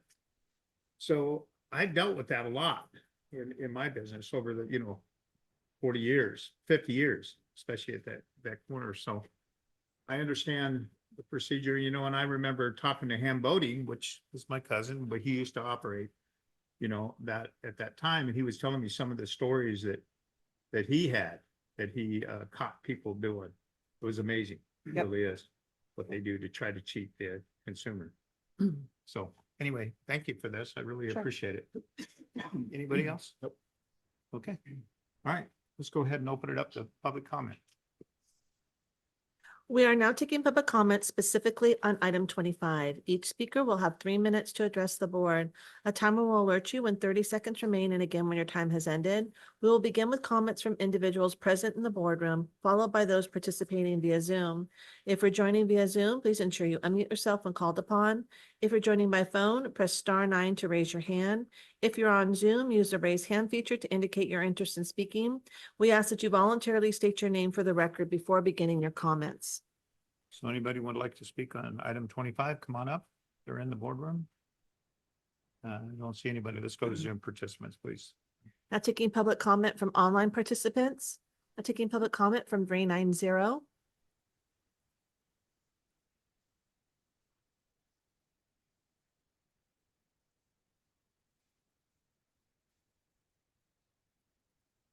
Uh-oh, anyway, I just took a bite of my toast, so pardon me. Morning board, this is Ken Greenwood. Thank you for a great presentation on little known facts out there that are actually incredibly important. Through the years, I've noticed some questionable scans and this and that and the other thing, and it's good to know that people are watching and keeping it honest for all of us. So, and Steelers almost sounds like Steelers, but anyway, that was just the way it sounded to me, and I kind of chuckled about that. Thank you very much. Thank you, Ken. Now taking public comment from Linda Campbell. Hey everyone, Linda Campbell, El Dorado Hills. So with the data that was on the presentation, what type of notifications went to the businesses after the inspections were done? Were they notified about the results of what came up in the review? And then of course, what was their feedback to it? And also, I didn't see a breakdown of determining if they were in small local businesses or if most of the overages were in major retailers. Some of it could be size or volume, just general maintenance of the stuff. I guess my biggest concern is more fees potentially on businesses, and potentially an ordinance that seems to be covered by state law to allow us to do things anyways. So I'm concerned about the idea of charging fees additionally, and exactly what this new ordinance might be. If we already have the right to go in and do this for the businesses, why aren't we coming at it from a little bit more of a collaborative type approach? Saying, by the way, we have the right to do this as a reminder, managers and everybody else, business owners. Make sure you're doing it the right way and protecting their revenue and obviously sales taxes. But I think I would hesitate doing anything that would impose further burdens that are not potentially necessary on our local businesses. So thank you. Thank you, Linda. Now taking public comment from Chris Payne. Two comments. Thank you very much for this information. In fact, the video was great and tried to understand exactly what a sealer does. But I wanted to give you a couple of experiences I've had just in the last few days. Last night, I'd opened up a large Challenge Dairy butter, and they're usually under the cap. They're sealed, and once you remove that seal, I found that there was a lot of the product. There was a hole in there, and the product wasn't all the way to the top. Well, I thought of myself as why that may be is because of it's based on the weight rather than the volume. So that's an important consideration in determining whether something is appropriate or not. The second thing was I use Rayleigh's and so I'm involved with what they call something extra. So every week on Monday, it's $5 Monday, and you got to see if the prices are consistent with that. But they only post certain prices at the item, but the tag itself will say a higher amount.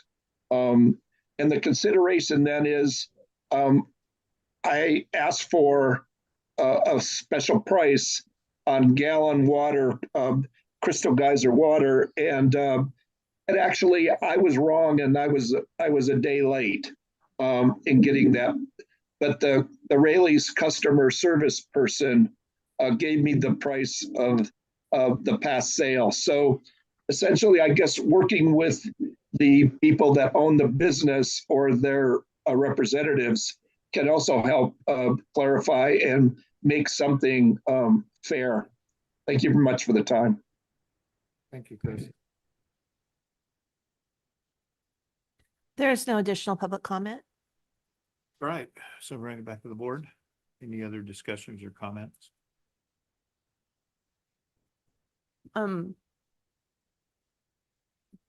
We've talked about this for a while. Leanne, you've been working up to bringing this today, so I appreciate that. And I think it is a good idea to be checking on things regularly and instead of sporadically. I know that, you know, when you go to the store and you buy something and you do see it on your receipt, then you got to go back in or those kind of things. And you don't really know if it gets fixed for the next person either when they fix it. So that, you know, I like that you don't leave the store until it's corrected. Do you have any idea at this point, or is it too conceptual to even have a ballpark of what the fee might be yet, or what other counties are doing? Because I think that is going to be a factor. So originally we talked about, you know, a ballpark of $25 a scanner. So that's not a big impact to the small businesses. They have 1, 2, 3 scanners. I think more we'd probably combine or look at Sacramento's, you know, not LA, not, but most of them are on a kind of a scale of if you have 1 to 10, you pay $100 a year, you know, something like that. It would be, you know, not this cost exorbitant fee that would put people out of business. It would be something that would be in the lower scheme and would allow us just to get in, because I really, after seeing that we had such a big overcharge in our county, I really believe people do what you say. What I do is I don't have the time to go back in and deal with the store, so I'm not going to. And I don't know that I can call the ag department. We get very few calls, even though we have this kind of data to back it up.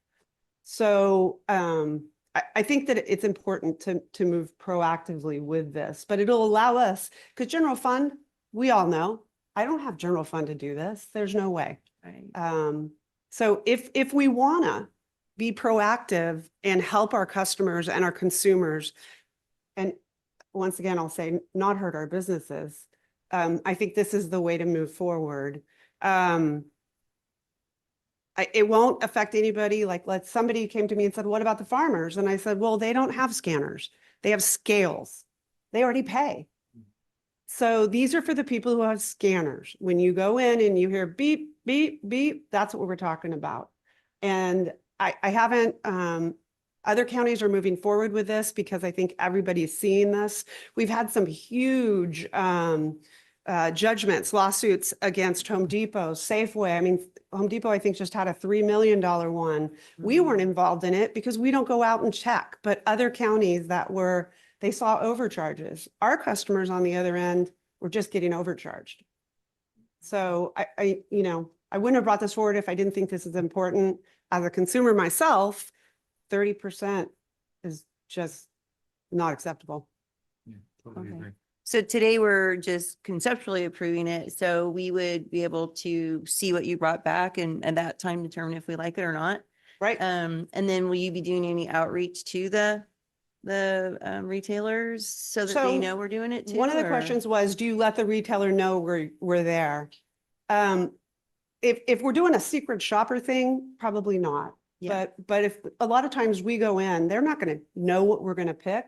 So we'll say, hey, we're here. We're going to do a quality control inspection, and we're going to go pick our items and do our inspection. They can't, we want to make sure it's fair and they can't change the price while we're in there. Right. But outreach to the stores, this is a conceptual approval, so we'd be writing the ordinance.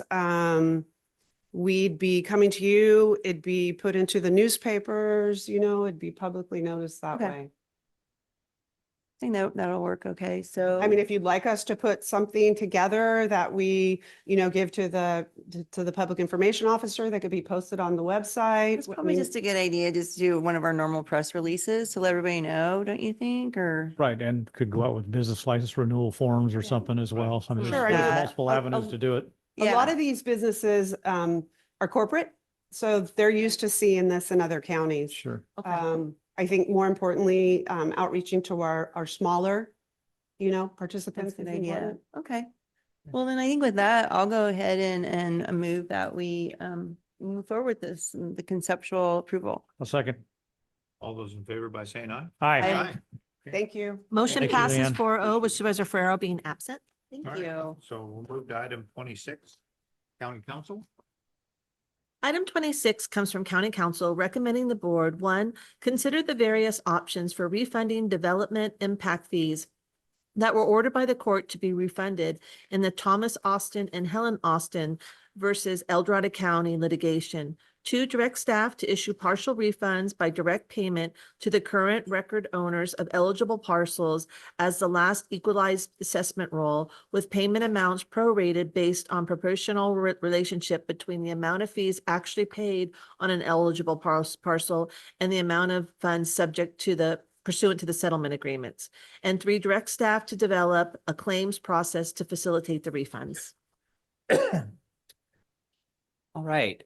Well, it's interesting that we're hearing this item today. It is to the day, the 10-year anniversary of when this case was filed. Oh my gosh. This case was first filed on December 2nd, 2015. Wow. So here we are 10 years to the day, and we're here today to ask for some decisions from the board as to how to issue refunds. So if I could, I'd like to just go ahead and kind of briefly go through the history of the litigation for the board's and the public's benefit before we get into kind of the decision points that we have for the board today. So as I noted, this case was first filed on December 2nd, 2015. It alleged that the county, the El Dorado Hills Community Services District, and the El Dorado Hills County Water District, otherwise known as El Dorado Hills Fire, failed to comply with procedural requirement of the Mitigation Fee Act that agencies make certain findings every 5 years as part of their imposition of a development impact fee. The county fees at issue at the time were its TIM/TIF fee, Traffic Impact Mitigation Fee, its public safety fee, a rare plant fee, and oak woodland conservation fee. The public safety fee, which was intended to fund the cost of a new sheriff's substation, was determined to no longer be needed. So it was discontinued, and that fee has already been refunded. That happened in 2021, 2022 timeframe. The rare plant fee and oak woodland conservation fees were later determined by the court to not be subject to the Mitigation Fee Act, as they're determined to be regulatory fees. So those fees are no longer at issue and are not subject to the refund that we're discussing today. In 2019, again, this is now 4 years into the case, the case actually went up to the Court of Appeal, and the Court of Appeal held that an action such as this was equivalent to an action as a penalty or forfeiture. And so it utilized a 1-year statute of limitations to the case. And as a result, that meant that only the fees collected in the 1 year prior to the filing of the lawsuit and up to the point where the fair findings were finally made are the fees at issue. So it kind of limited the corpus of funds that were at issue in the case fairly significantly, actually. This case addressed a number of novel and fairly complex issues. So the court took the trial in 3 phases. The first phase was to address procedural issues. It happened in January of 2023. And during that phase, the court found that despite the fact that the Austins, the petitioners in this case, had not paid all of the fees that they were challenging, that they nevertheless had public interest standing to bring the case. The court also found, that's when the court found that the rare plant and oak resource conservation fee were regulatory fees that aren't subject to the mitigation fee act. The next phase of the trial was kind of the primary liability phase. That took place in October of 2023. In that phase, the court took a fairly technical approach to interpreting the Mitigation Fee Act's 5-year findings requirement and rejected even substantial compliance, even though the county had voluminous information supporting that it could meet the findings, but because it did not adopt the findings in a specific manner, the court found that the county did not comply with the 5-year finding requirements. And so the court ruled that the funds in the accounts were thus subject to refund. That then led to the third phase of the case, which was took place in January 2025, and its purpose was to determine the actual amount of funds that were subject to refund. At that time, the court found that the fees subject to refund, again, confirming that it included those fees collected 1 year prior to filing the suit up to when the 5-year findings were made. And of note, it also found that the amount subject to refund do include the interest that the county accrued while the county had that money in its possession. You had an earlier discussion about the good job our treasurer tax collector is doing in ensuring that we get a sufficient return. Well, the court ruled that that money is to be included in the refund.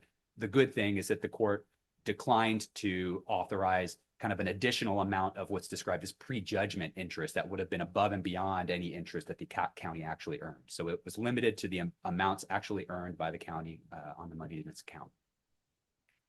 So following the court's ruling on phase 3, we began to engage in settlement discussions to bring finality to the matter because there were a number of appealable issues, frankly, on both sides that could have prolonged this already lengthy case. That settlement agreement was negotiated over the course of the summer, and it was finally executed on October 3rd of this year. I do apologize. I realize that the copy of the settlement agreement that was posted was not the fully executed one, but I do want to assure you that the chair has signed it and it is now fully executed. So the settlement agreement establishes the precise amount of funds that are to be refunded. It's $9.5 million are to be refunded and requires the county. Actually, I'm going to take a step back before I get to that. When the court determined in phase 3 the kind of the amount of funds that described how we would calculate the amount of funds subject to refund, it essentially said it's a math problem now to figure out what that precise dollar figure is. And it tasked the parties with calculating that amount. And so we did look back, and the total amount that was collected during that relevant time period, including accrued interest, was a little over $16 million. So during the course of the settlement negotiations, there was that amount was reduced through the negotiations to provide quote unquote discount to the county as a impetus for settlement, leading to a total amount subject to refund that was approximately 10% less than what the court ruling might have otherwise indicated. And so what that led to was the settlement agreement whereby $9.5 million are to be refunded. That is, again, part of the decision today is the manner by which that refund will be issued, as well as money then allocated towards the petitioner's attorney's fees and a small amount allocated as a quote unquote stipend to the Austins to reimburse them for the cost of pursuing the litigation. So that kind of brings us to where we are today. The Mitigation Fee Act provides that the manner by which the refund is issued is a legislative decision for the board to make. So the settlement agreement could not dictate how that would take place. But what the settlement agreement did do is say that within 60 days of the effective date of the agreement, the board would meet and make a determination as to the manner by which those refunds are to be issued. So that's why we're here right now. And though I don't intend to constrain your discussion if there's other things you want to discuss, I do think that I can maybe boil down the decision points for you to 3 primary things. So the first question and first issue to discuss will be, how should the refunds be issued? Our staff report lays out a variety of methodologies that we think could be utilized consistent with the Mitigation Fee Act. And I'll kind of go through these in just a moment. But that's the number one question, how? The next question is who? Who should be the ones receiving these refunds. And then the final question is another how, but it's how should the refunds be divided? You know, how are we going to prorate them amongst the eligible claimants? So as to the first question, again, how should the refunds be issued? As I noted, our staff report provides a variety of methods by which the refund could be issued. And that's consistent with the Mitigation Fee Act. The Mitigation Fee Act states, by means consistent with the intent of the section, a local agency may refund the unexpended revenues by direct payment, by providing a temporary suspension of fees, or by any other reasonable means. So the staff report for today, we have the pros and cons of a variety of approaches, but ultimately we are recommending the refunds be processed via direct payment. We think that's likely the method that is most consistent with people's expectations when they hear the term refund. We think it's the method that's most likely to get to be fair and to provide you know, kind of a process to get the money to those eligible claimants. It's also similar to, if not to the process that was utilized by the city of San Clemente when they issued refunds. And I may reference the city of San Clemente a couple times today. And just for everyone's understanding, the primary case that kind of led to our case is a case called Walker versus City of San Clemente. It was a case challenging a beach parking impact fee levied by the City of San Clemente. And because in that case, the City of San Clemente, not only did they not make the findings as required, they actually couldn't, even if they were timely, could not make the findings. They were not pursuing the purpose for which those fees were collected. And so they were ordered to issue refunds. And so we are, as much as we can, trying to lean on their experiences in determining how we move forward here. So that'll be the first question, is that methodology. The second question that we think you need to answer is, again, that goes to, you know, who should receive the refund? We actually think this question is answered already by the Mitigation Fee Act, but we do want to present it to you. The Mitigation Fee Act says that the refunds are to be made to the current record owner or owners of the lots or units as identified on the last equalized assessment roll. The last equalized assessment roll is actually a kind of a term that's defined by the Revenue and Taxation Code. And in this case, that means it's the assessment roll that was deemed equalized on August 20, 2025.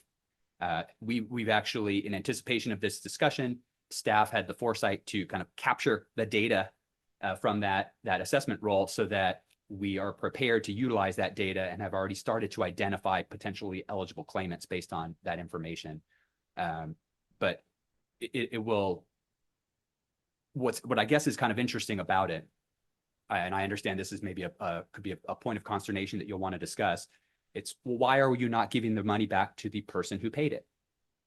Because to the extent the property changed hands between the time that the fee was paid, because again, we're talking about fees paid during a time period of 2014, 2015. Why are you not identifying those people and giving them the check? Why are you giving it to the current record owner? Well, my answer, perhaps not a satisfactory one, is, well, because that's what the Mitigation Fee Act says. It says to the current record owner as the last equalized assessment roll. I'd further note that when in the Court of Appeal case that I referenced a moment ago, where the court described this as a case involving a penalty or forfeiture and thus establishing a one-year statute of limitations, in coming to that conclusion, the court actually noted that the remedy in this case is not based on an actual injury incurred, because the remedy is that a refund goes to the current record owner, whether or not they were the ones who paid the fee. So I feel that we're somewhat compelled to utilize that, but I nevertheless want to present it to you that I think that that is the appropriate method for identifying the party to whom the refund should be issued. And then the final question is kind of determining how to allocate the refunds. If you were to determine to do it by direct payment, how you want to allocate the refunds among those eligible claimants? This was the question that when we got together with the staff members on this one, I was concerned that it would be extraordinarily burdensome to come up with a way to essentially make a direct pro rata share to each individual. But you actually have a really competent fiscal staff who was able to do that, which I think you'd consider to be the most equitable means of doing it. And actually it turned out to be the most efficient means of doing it. You know, by way of contrast, we were considering, should we group payors by zone or some other mechanism so that we'd have maybe only a couple different refund amounts that would be issued that wouldn't exactly be in direct proportion to the amount that they or their predecessors paid in proportion to the overall amount. And that turned out to be far more complicated. And as you would imagine, that's actually not nearly as equitable as doing a proportion based directly on how much was paid for that parcel, as that, what proportion that bears to the overall amount of funds subject to refund. So we are recommending that this payment be made in kind of this direct pro rata share. I think that on average, what that will likely lead to is a refund amount that will be approximately, I'm going to have to put like every asterisk and caveat by this as I can, but approximately 70% of the amount of fees that were paid for that particular parcel. And again, that's because the amount that is being refunded it's been negotiated as a lower amount, and then also it's being reduced as a result of the attorney's fees being paid out of the fund balance first. So those are those three primary questions. I'm happy to kind of go back and we can kind of take them in order if you prefer, or just open it up to your discussion. But that's the crux of the discussion today. You see in the room, you have staff who can address some fiscal questions. DOT staff is here as well if you have questions. I do want to acknowledge that they're not present today. We've gotten great participation from the auditor's office insofar as they're likely going to have a key role in kind of the administrative end of it. They've got to write the checks. And so they've been participating in our discussions as well. So with that, I'll turn it over to the board and happy to take any questions. Thank you. Any questions or comments from any of the board members at this time? Lori? I have a couple. Yeah, go ahead. Thank you, Mr. Chair. And thank you for that summary, because this is, a really, really complicated case. On the question of how, if it's a check, which seems like that's the recommendation that surfaces. If it is not cashed within 6 months or 12 months, does it get passed on to the state of California as an unclaimed asset? Or does it just revert back to the county's funds, or how does that transpire? Yeah, so that's a great question, and it touches on some other aspects of the claims process. So before directly getting to it, I just want to note part of what we're seeking today, to the extent that the board concurs that direct payment is the best way of doing this, is directing staff to develop a claims process. And again, I'm not prepared to discuss the details of it. We couldn't really get too deep into it until the board provided some direction, but just preliminarily, we do envision that would require, would have the county send out communication to the eligible claimants, and it would require that they return something to the county confirming certain information that we might need in order to then issue the check. So we get positive communication from the claimant before a check is made. Okay. And I'm noting that in the context of your question, because I think part of the reason why we would do that is to avoid the scenario that you just described, that you could imagine an alternative to a claims process perhaps might be, we just write checks and put them in the mail. I guarantee you a high percentage of those will be thrown away and never cashed. Right. Our goal is to try to make sure that the refund payments are in fact cashed. So getting some positive verification from the eligible claimants is we believe to be an important step in that. But nevertheless, let's just say somebody they fill out the claim form, the check comes in, and it gets buried under some papers, it gets lost, or they just never do anything with it. We do envision at the end of this, there would be a process by which any either unclaimed or unpaid amounts, we would follow a process in order to allow those to what's called escheat back to the county, not the state, but to the county. So there would be a process that would be developed after providing certain notifications to allow the county to essentially reclaim those unclaimed funds. Okay, that's helpful.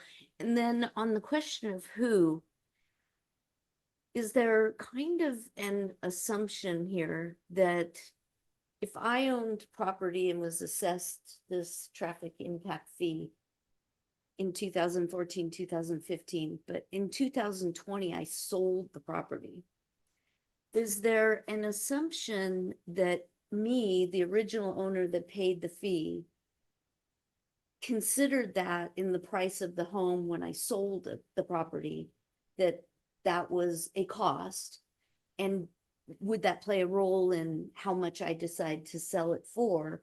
And therefore, is the assumption from the county that the person who paid the fee kind of has already been reimbursed, and therefore the only fair way of executing this refund is to deal with the current property owners? I agree with you. Yes. I mean, that's not explicitly stated, but I think that it's fair to make that assumption.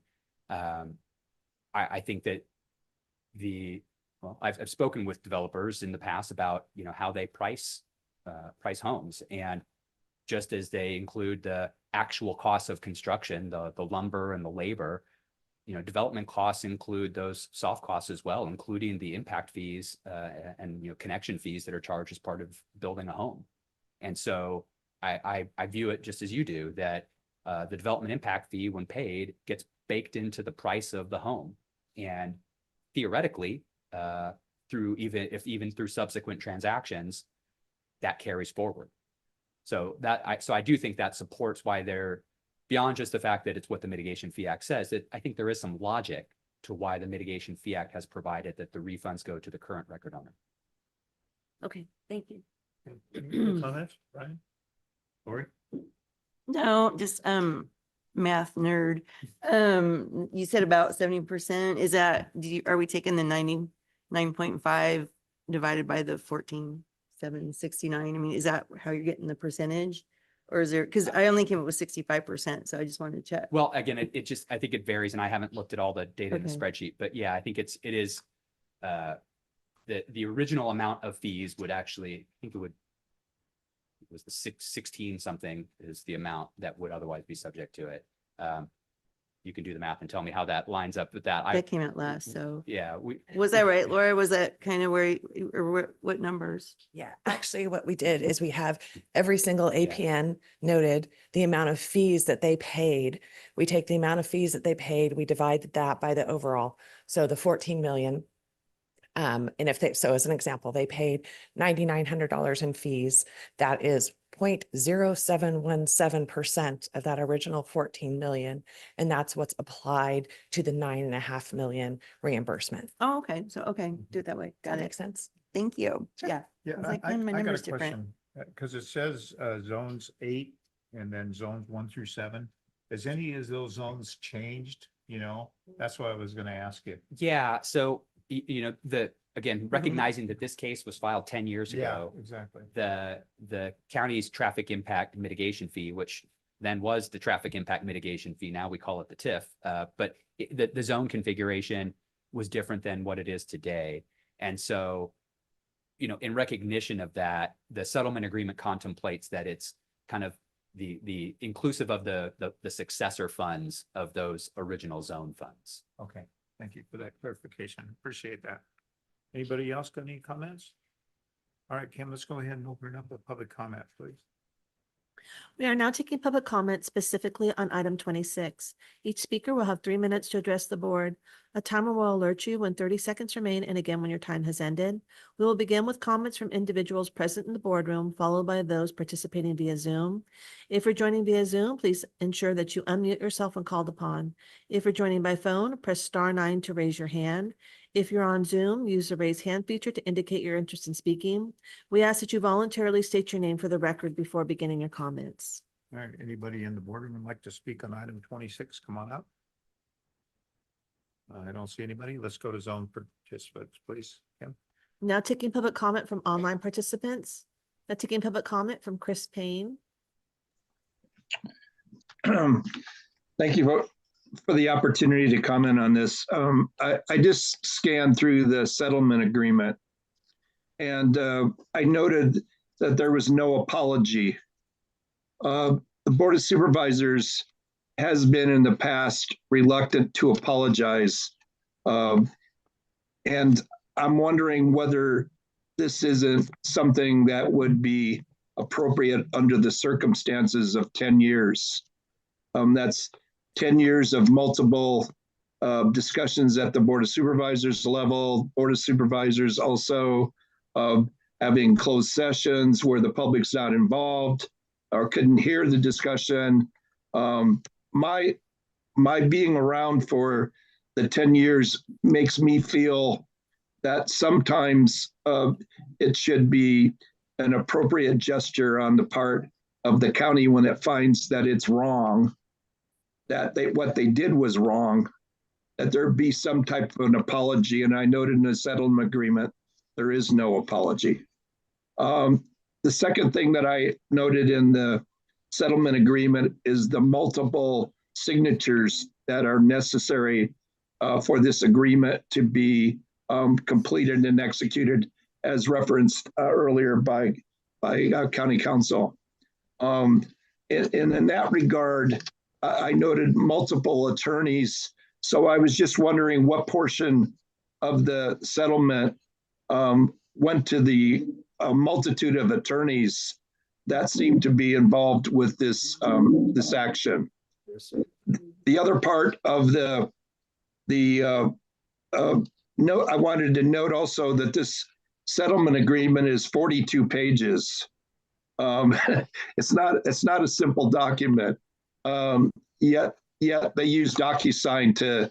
It seems there was a reference in there to DocuSign in order to sign off, in order to be efficient and effective in getting this thing signed. Also, I just wanted to let you know that I'm a big Netflix watcher. I binge Netflix watching, and I've been watching a lot of Korean dramas that have to do with the medical fields and hospitals. And in the last version of that, my watching, I noted that it came down to an apology, and the people that were harmed, all they wanted to know is that that there was an apology given by the hospital. Eventually it came. Thank you. Thank you, Chris. Now taking public comment from Linda Campbell. Hi, everyone. Linda Campbell, El Dorado Hills. So first I want to mention that County Council referred a number of times to a staff report, but there's no staff report attached to Legistar showing options to decide for us to see. The only thing was in a FAQ that was posted that's saying that you're going to determine the methods by which the prorated partial funds will be issued and some other items. I've kind of brought it up before, but it's super helpful if we know that we're seeing the information that you guys are reviewing in order to make decisions on. So I just want to highlight that again and also request that all public documents are really attached to the agenda items. Another question, is the county actually paying for the combined TIM, CSD, fire portions of this? I noticed they all signed, I think, different agreements. And so I guess the question is the refund coming only from the county, or they're going to be 3 separate organizations that are doing the refunds? Also then it says the FAQ says it intends to refund by fall 2026. I'm curious, why can't there be a firm target knowing that it's already been 10 years? And then I think finally there was a reference to a spreadsheet, so I think there's information, but do we know exactly the total number of property owners that are potentially impacted by this? So thank you. Now taking public comment from 390.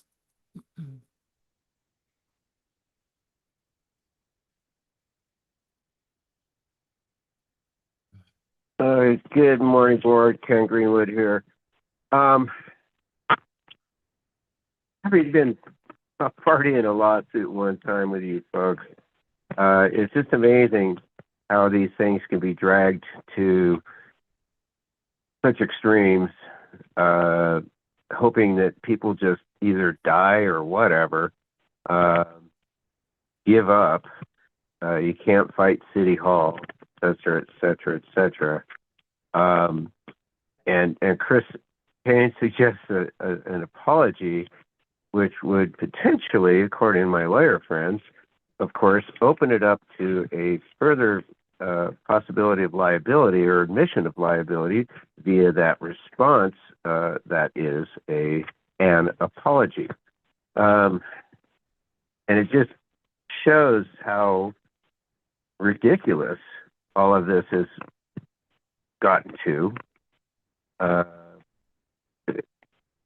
The level of insanity here is a little beyond my comprehension, but not really, because I personally experienced it before. But the county, which is other people spending other people's money, is always willing to do so and drag these things out to their improbable or probable conclusion. So once again, we've managed to give back, $14 million. And then, of course, there's that lost money that is those legal fees, which I don't have it right here, but appear to be about half the amount. Yeah, half the amount of the amount of money to be refunded. So it's good we're keeping the lawyers in business. My daughter graduates from law school next week, so more power to her and them, I guess. Thank you very much for spending our money.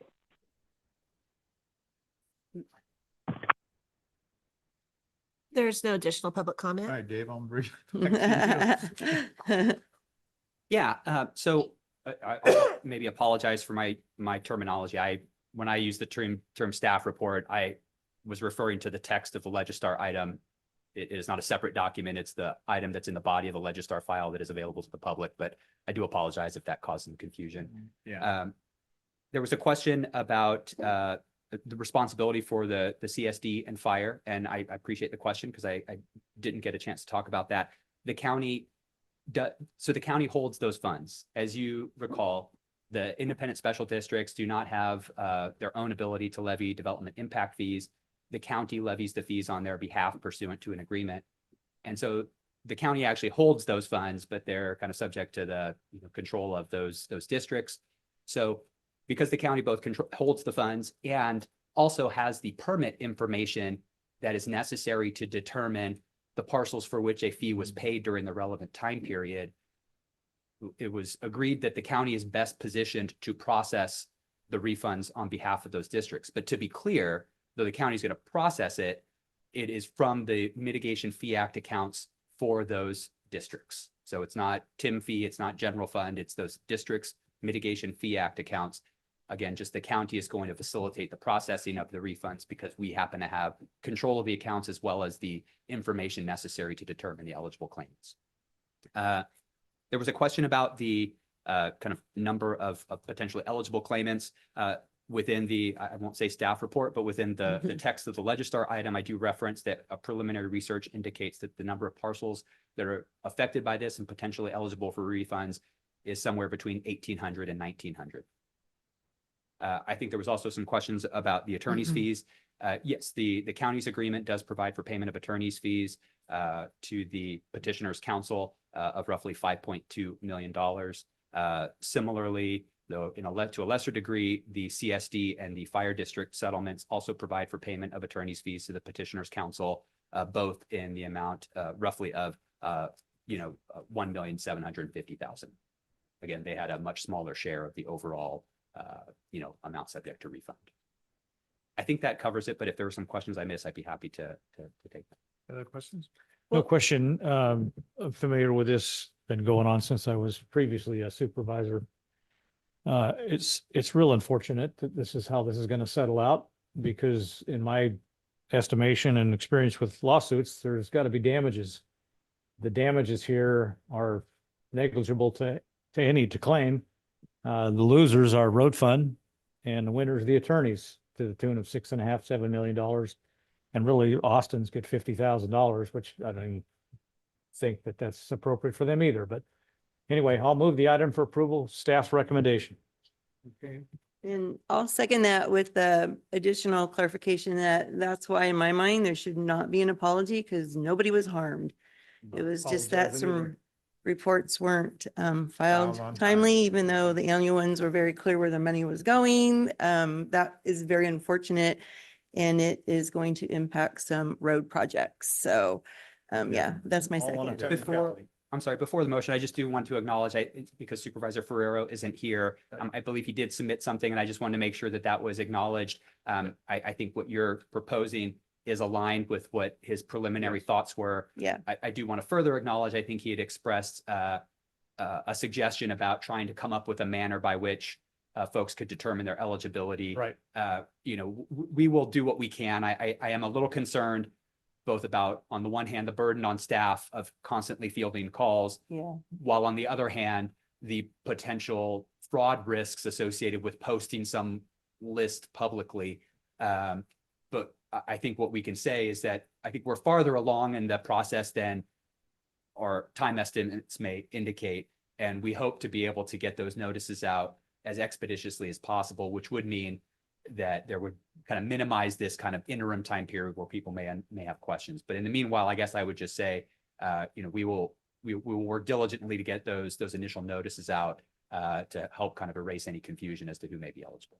And maybe a really well worded press release, check your mail. Yeah, thank you for that. Yeah, and I think And Supervisor that would go Ferrero far. did acknowledge Yeah. the value in a robust social media campaign, and that's why we kind of pre-drafted some FAQs, but also, we intend to work closely with Carla Haas to make sure that we're getting the word out on this. Let's close it with Merry Christmas to you that are eligible if you claim it. Yeah.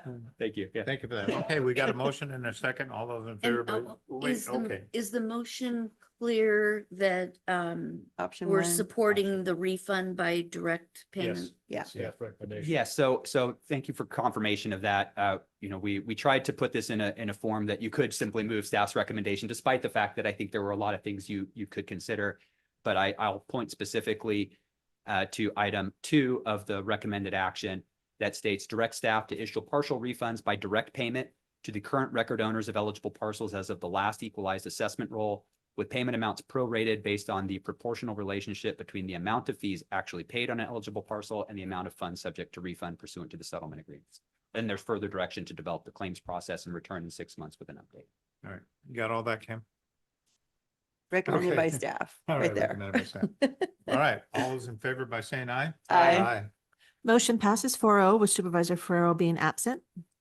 All right, so let's go into move to closed session items, and we'll hear items 30 and 31. Kim, can you open it to public comment, please? Thanks, gentlemen. Thank you. Lady. We are now taking public comment specifically on closed session items. Each speaker will have 3 minutes to address the board. A timer will alert you when 30 seconds remain and again when your time has ended. We will begin with comments from individuals present in the boardroom, followed by those participating via Zoom.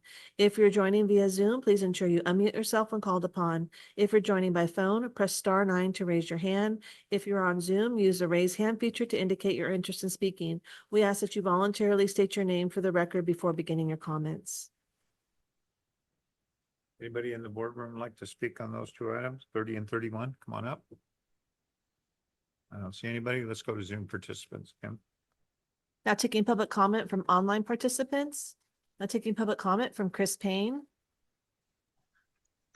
Again, board, I wanted to clarify for the public on item 30 and 31, that 30 is conference for with legal counsel or an existing litigation. And then item 31 is conference with legal counsel, significant exposure to litigation. As I've commented multiple times, I don't know that the public understands what types of closed sessions you have. And I had asked at some point, you might clarify that, and I was never answered to my question. Thank you for the time. All right. Anything else? There's no additional public All comment. right, let's go ahead and recess the closed session.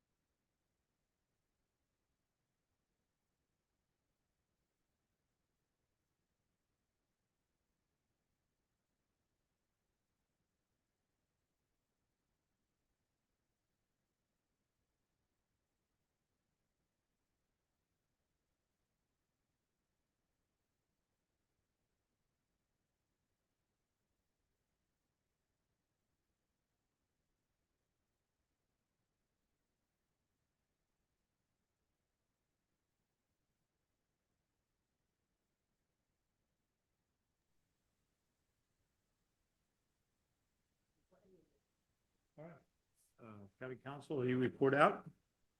Thank you, Mr. Chair. The board completed its closed session agenda, having heard items 30 and 31. There's no action to report out. All right. All right, greetings, El Dorado County. The Board of Supervisors is now going to resume our regular session, beginning with open forum. Open forum is a time the public to comment on any item that is not on the agenda today. Kim, please open public comment for open forum. Each speaker will have 3 minutes to address the board.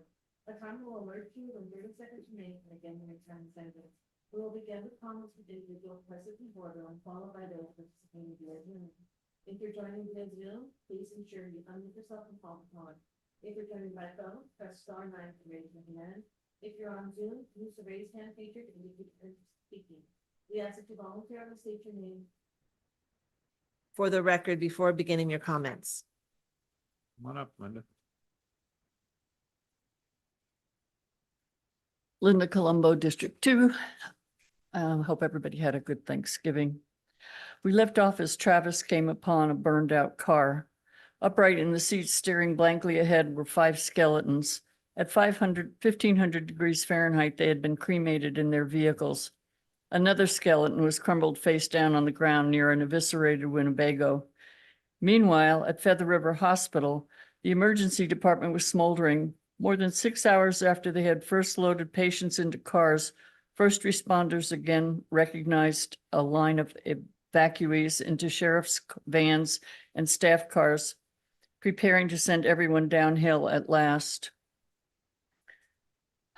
Across the parking lot, David, the 50-year-old biomedical technician, climbed back into his white sedan with Rachel and Lincoln, the premature baby boy.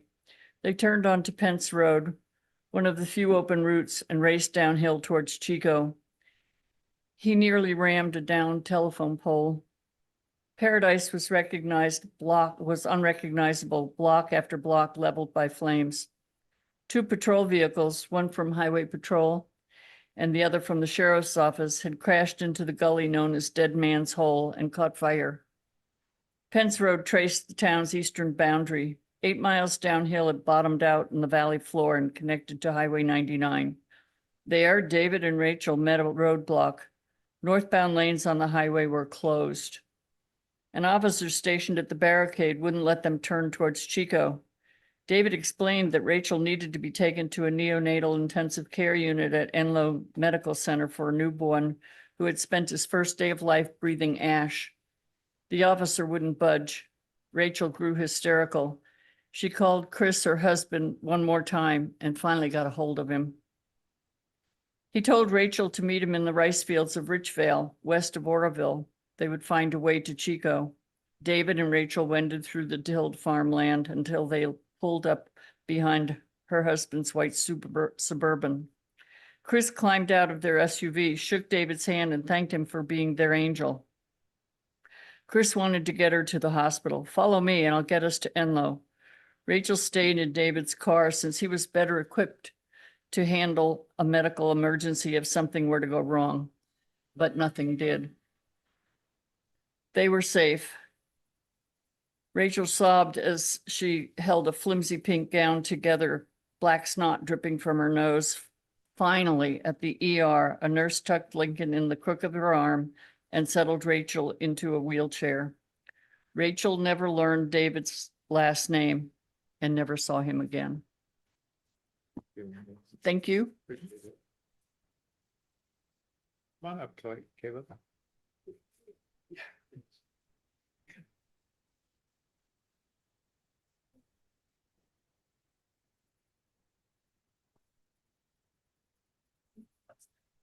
Hi, Caleb Armstrong, Nonprofit Construction Corporation. We just did our first home key ceremony for the first Title 25 home built in El Dorado County. It was a pretty impactful situation. Chris Myers of Mother Lode Rock and Ready Mix, he's contributing to the rest of the foundations for the Title 25 homes. Sean Kennedy of American Eagle Roofing is going to be contributing to every single roof in Grizzly Flats. We have Diamond Pacific still going to be sponsoring us. Hopefully we'll be able to leverage the rest of those lumber packages as a donation. I incorporated a key into these packets for you guys. And I want you to know that George was able to hand over one of these keys to one of his community members, one of his constituents, this last week. And it was something that signifies a lot for that community. And it should be taken into account that it wouldn't have been possible without his work and our collaboration with El Dorado County government and planning and building and what you guys have put together. And we kind of came into this late into the situation with the Caldor fire. But now we're more prepared. We have more services to provide to our communities moving forward in disaster response and recovery for our communities. We're very well fitted. Now we can provide community members very low cost manufactured housing. We have more sponsors available. I believe we've become a critical part of El Dorado County disaster response and recovery and long-term rebuilding services. We've been requested to go out to Tuolumne County as well to help with the Chinese camp fire, which is an honor. I'm very proud of that.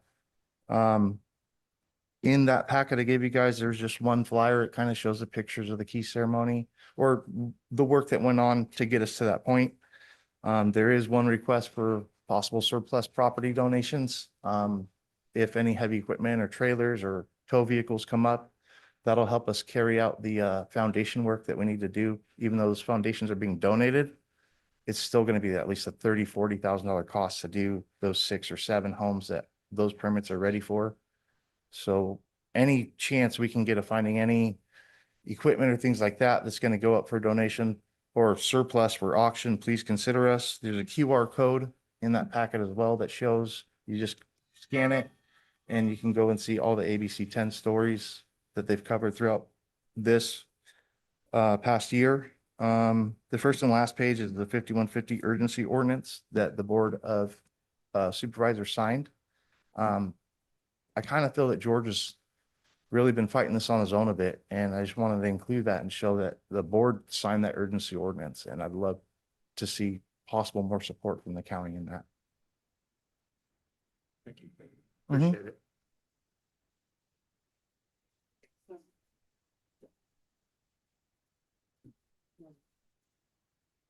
Anybody else? Everyone like to speak? Let's go to Zoom participants. Kim? Now taking public comment from online participants. Now taking public comment from 390.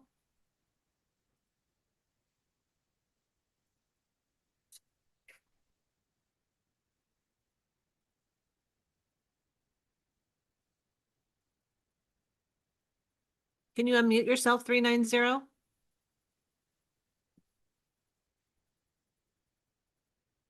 There you are. Is that better?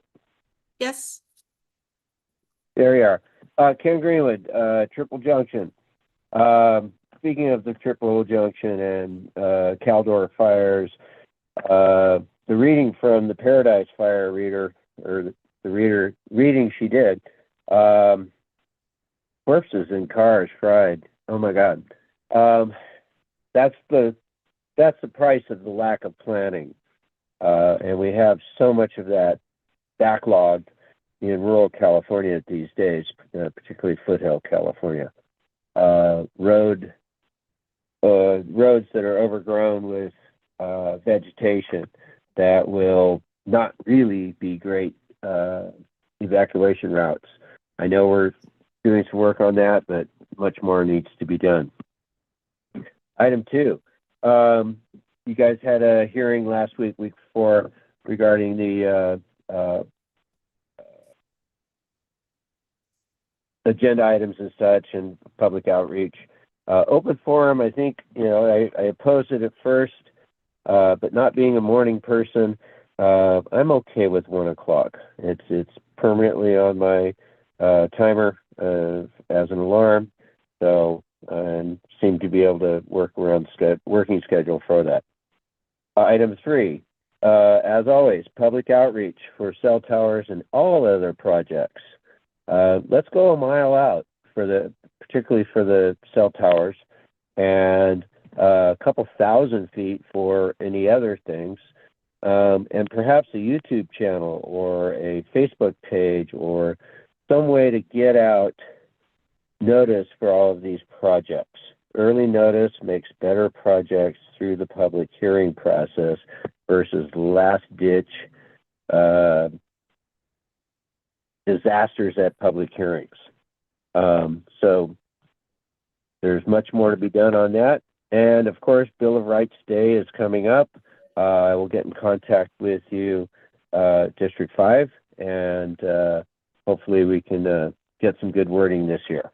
Thank you very much. Have a great day.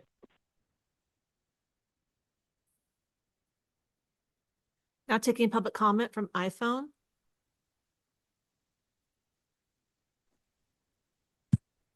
Good afternoon. This is Kelly Nelavia, District 1. And this is going to be a hard one for me, so bear with me. On November 24th, we lost our son to fentanyl poisoning in Anchorage, Alaska.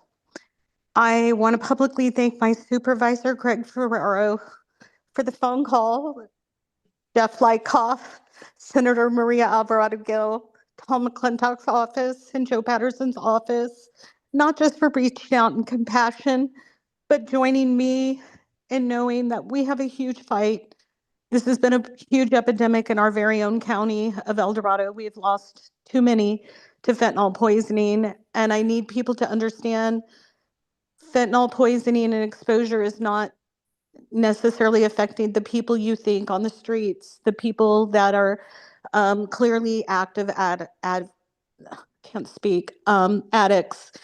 85% are innocent partakers, not saying they're innocent in thinking that they were doing something they shouldn't be doing, but innocent in not knowing that what they were about to do was not just a fun night or something to experiment with, but it was something that was going to kill them. Along with my son, 2 other individuals passed away. While we're investing so much in the active addict population, I am going to be encouraging, participating, that we focus a lot more on our youth and our young adults, especially who are innocently victimized by this epidemic. I will be encouraging the DA office to use more homicide charges versus manslaughter, which currently in California, it is not an automatic homicide charge if you're distributing and resulting in a death. It's a devastating thing that no parent should get the 2 sheriffs that were so kind that showed up to my house, even though he had passed away in Alaska. Jeff cared enough to send officers to my home. And I just want people to know we have an amazing county of people who really care about each other. And we've had our contentions, and we're going to argue about Costco's, and we're going to argue about hotels, but we can't argue about our children and young people's lives. And so I just want to thank you all and so many citizens, Todd White, Brad Pope Joyce, so many people who have been unbelievably kind to our family. And we just thank you all. Thank you. Thank you, Kelly. Now taking public comment from Chris Payne. First of all, to follow Kelly, I'm so glad she's home now, hopefully. And the fact of what happened with her son goes to the point that she's made. We need to do more here in El Dorado County, and we can. The reason why I really was going to call you, but following her, it's kind of tough, is I'm just announcing that the holiday train with Santa is going to be running on December the 13th, and then the following week on December the 20th at 10 a.m. and at 12 p.m. Ages 9 and up, $12. Ages 4 to 8, looks like $5, and ages 0 to 3 or up to 3, free. The train will depart from El Dorado Station, which is 4650 Oriental Street, El Dorado, and tickets are being sold. Pre-sale tickets are available at Gal's Coffee in Shingle Springs. And so I'm hoping that the kids will come out and ride with their families. And also the other name for this train is Finding Santa. Thank you for the time. Thank you, Chris. Now taking public comment from concerned citizen. Good morning, supervisors. I want to address a recurring and concerning pattern in El Dorado County's liability claims process, particularly the way road damage claims are handled through the county's contracted administrator, George Hills. Under the Government Claims Act, the law is simple. A public entity has 45 days to approve or deny a claim. If no action is taken, the claim is automatically rejected by statute, and the citizen's 6-month window to sue begins immediately. What we are seeing, however, is a consistent practice where claims are allowed to sit idle until the statutory deadline expires. Citizens submit their forms, they submit photographs, information, invoices, location information, and more, everything that is required, yet no determination is made within the required 45 days. But here's the deeper problem. The claims administrator never informs citizens about the statutory deadline, the significance of that deadline, or the fact that once it expires, they have the right to sue. Instead, the process proceeds in silence. The county and its administrator rely on the assumption that the average citizen does not know the law, does not know the timeline, and will not recognize what has happened until it is too late. That practice is not just inefficient, it is unfair, unjust, and inconsistent with basic principles of due process.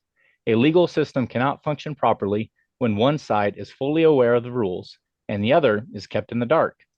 Withholding critical information while allowing a statutory window to quietly close is not transparent administration.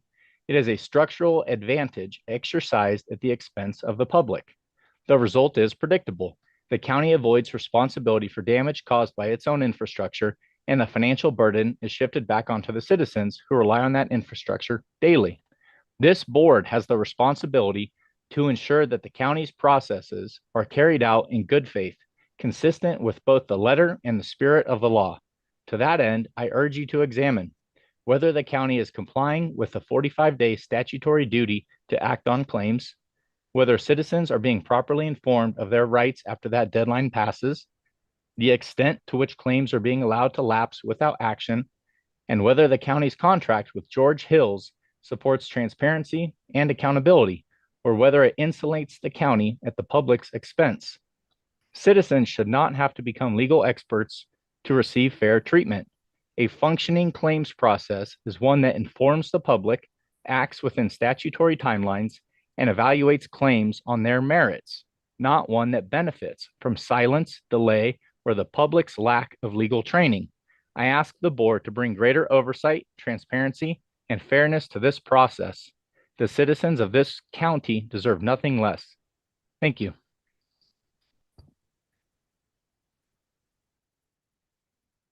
Now taking public comment from Dean Getz. Hi, board. Wow. First of all, Kelly, our hearts go out to you, and deeply appreciate that you shared such a terrible situation with the rest of us. Board, I think it's very clear, and it certainly puts some perspective after hearing Kelly's testimony, that the world is not all about procedure, and your administration of those procedures is with perspective, not the end of the world. That being said, following the speaker just before me, it's clear that the procedures are not being followed so much so that they can be characterized as manipulated. And that manipulation is starting to be documented from the 135 currently planned dwelling units that were being perpetuated through a state filed CEQA that caused Parker to pivot and sell the property to the CSD instead of develop the property as the Central El Dorado Hills specific plan.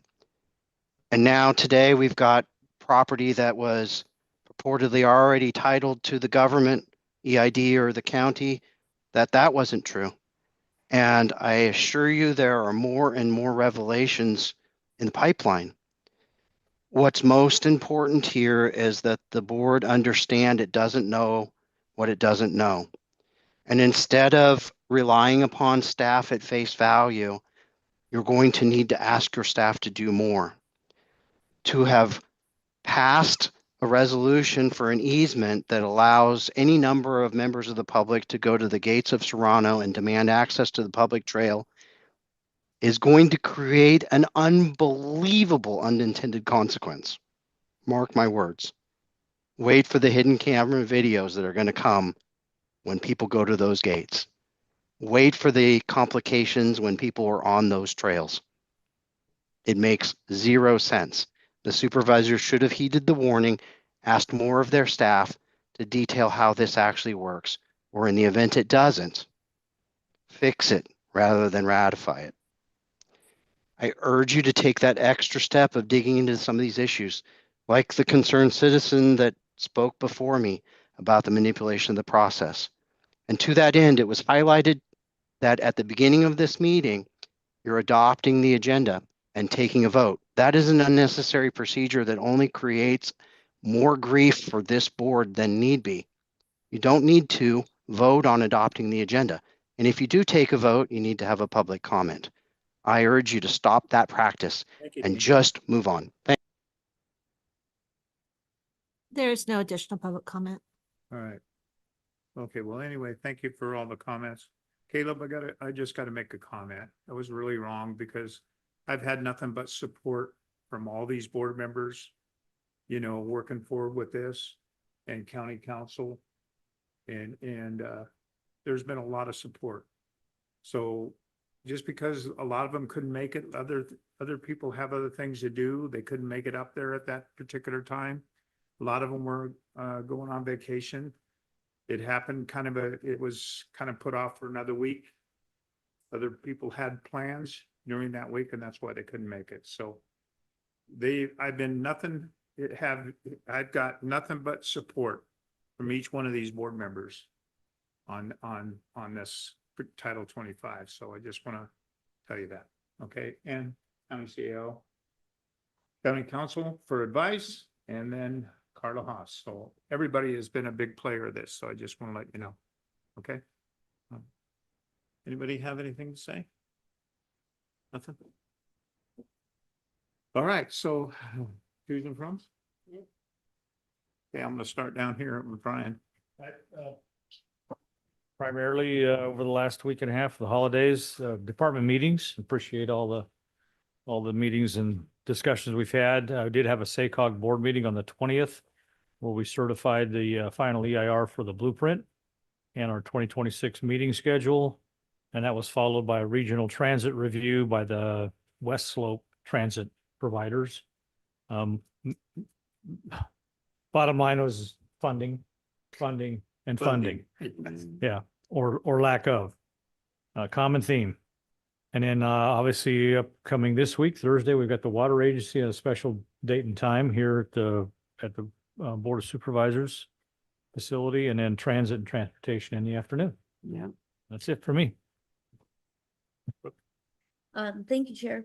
I participated around the middle of November in a public presentation of all the different projects that were going on in the South Shore and presented some of the ones that the county is doing. I did that in conjunction with the city of South Lake Tahoe, Douglas County, which is in Nevada County, El Dorado County, and the group that we fondly call STUPID, South Tahoe Public Utility District. And it's amazing when you just look at those four agencies, the millions of dollars that are being put into various infrastructure improvements on the South Shore. So that was fun to see, and the Chamber of Commerce hosted that. I wanted to share with you that this Thursday, I'm going to be in Pollock Pines doing a public forum at the Pollock Pines Camino Community Center. And what I'm doing is I'm bringing along 7 of the different members of District 5 that serve on various commissions and committees to basically share with Pollock Pines, like, here's the contacts on the Commission on Aging, and here's the Planning Commissioner, and here's rec. So they can talk about the various things that their committee and commissions are working on. And we can engage in a conversation with Pollock Pines as to what's helpful to them, what are some things we should be aware of. So I think that's an interesting concept, and I hope to bring one to the basin as well. And I'll let you guys know how it kind of goes, because I think it would be valuable if all of our districts did things like that. No. Well, maybe not yours. I've had But people mine, say, it's- please don't do that because my district's Well, too big. This is, we're gonna see, we're gonna go to them, but we'll see, Yeah. we'll see how that goes and I'll report back. Yeah. Also, we're gonna swear in a new fire chief for Lake Valley Fire Protection District, coming up here in about a week. And so that's cool. Want to welcome him to the team. There you go. Okay. What do you got? We haven't done this in a while. I know. Oh, we're I not know I going got back that this. far. Well, I got- there's things that I want to report to the board though. That's what we're Yeah. doing. that's So important. Supervisor Ferrer and I did have a jurisdictional reorg meeting ad hoc on the November 10th and talking about, you know, what the county has always offered to do or not to do to help our fire districts and their future sustainability. So just making sure we're all on the same page. So we have consistent messaging for the districts. And of course, anything that comes of that will always be brought to the board. But those are long processes, but it's good to make sure that we're having those conversations. Along the lines of Kelly, oh gosh, Kelly, I can't even imagine having that in your family. But I did attend, the sheriff has a One Pill Can Kill fentanyl presentation. So I did attend the one at Ponderosa High School. I think you were there too, RCO was there too. I attended the one up in Tahoe. In as well. Tahoe, It yeah, was and- excellent. Yeah, the sheriff's doing a really good job of, you know, getting to our high schools out there. I think they were going to try and do one at Golden Seer. I think they're going to try and get there this year. So really appreciate that effort. It is critical we get the word out to our youth. I'm trying to figure out how do we get the word out to the 20 to 30-year-olds though. I think that that's an age range that's, you know, high schoolers are there at the high school. We can captive audience, but how do we get to that age group? So I think that's something to think about with the sheriff and all that. It is a real problem. Supervisor Turnbull and I, we participated in a biomass ad hoc committee. And it was just to facilitate a conversation between a potential biomass project applicant that really wants to do a project and the Forest Service, and we're having a disconnect. I don't feel that the disconnect got any better after it, but we're trying so hard. So I want to let all of you know that. Oh, and then on November 14th, you attended virtually the OWAPR hosted insurance roundtable. Yeah. And brought together insurance industry folks and all of our OWAPR and fire safe, and just had a big conversation about, in my mind, the takeaway was, how do we get the messaging of all this great work we're doing in our county to the insurance companies so they go, oh, you guys are insurable again. I think that's the bottom line of that, but I appreciate everybody coming together to talk about it. Just want to let you know that, remember the tribe letter that we brought a few weeks ago about the tribe project and the event center. I'm still talking to those neighbors. It's an ongoing issue. It's going to be a long conversation. So I may be bringing a item to you. So heads up, because it's not approved yet. It's in the works. So there's a lot going on there. Also, I've been having several of my constituents reaching out about the VHR and trying to figure out what to do with that. Because I did not get selected to be on the ad hoc committee, which I had hoped for. So that's gonna be rough. I facilitated a meet and greet between two community groups, the Protect American River Canyon Group and the American River Community Coalition Group. Because Park, Canyon Group in Auburn. They're proposing a non-motorized bridge between Auburn and Cool over the river. It's getting a little controversial, not enough state parks resources. So just having a meet and greet. So we're all talking to each other because it's crosses 2 different counties. So, and then Park is applying for a grant through Sierra Nevada Conservancy to update the original feasibility study. So that feasibility study could show that that project is prohibitive, or maybe it'll show that it's a good idea or where. So just letting you know that's in the works too, because I will probably not be on the board when that comes to fruition. So you all can take over on that. And I think that was it. Yeah, I just want to reach out to Kelly too. I'm very, very sorry. I just want to let you know, we added you and your family to our prayer list at our El Dorado Community Church in El Dorado. Sure you're aware of that. And my heart goes out to you. I also attended the same thing on fentanyl, and it was at Union Mine High School. Yeah. And hopefully that we can wrap around this and maybe get the education out there, especially for our young people and our young adults. So also the biochar demonstration. This is, yeah. I attended that. Lori was there. It was great. Brian couldn't make it. He had another meeting, but he tried. But Kathy was there in support. And it was a great demonstration on that. And different ideas and stuff. And I did not know this, but I gotta tell you this. They were talking about cows with methane gas. You know that termites put out more methane gas than actually cows do? It's amazing, huh? So we need to clean our forest, right? So anyway, that was the biggest part of it. I couldn't believe it. I didn't even know that. So that was news to me. Also, we attended a friendship pancake breakfast at the CSD in Cameron Park. Lori attended that too. She was there. Great event. It was really good. A lot of people there. Fantastic. And then Greg and I, we went down to McClone Construction Company. And I didn't know this facility even existed down there in Cameron Park and the business park. And they're the ones that do all these big high rises and stuff in San Francisco and stuff. And they put everything together there and they ship it out, and then they put it together. It's just amazing. I didn't even know it existed. And this company's been around a long time. Actually, the longest company basically in El Dorado County. Was really amazing. Anyway, and then we had had numerous meetings and stuff, and then had the Capital Southeast Connector meeting was on a Friday in Rancho Cordova. A great presentation moving forward. So anyway, a lot of grant money that's coming in to help support that, and hopefully we can get that completed. Also, that at Mac and Kathy's on Saturday, that was a great event. A lot of people there. And I appreciate all the people that helped step up and put this together. Caleb, thank you for that.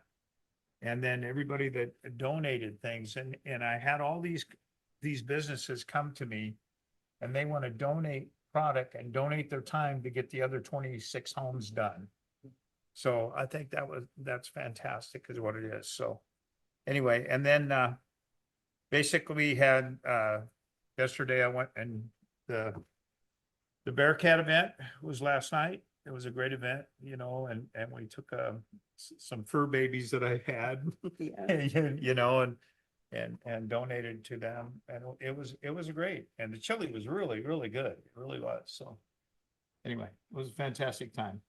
It was. So that's pretty much all I have right now. So I'll turn it over to the CAO. Nothing to report, Mr. Chair. Thank you. Yeah. Okay.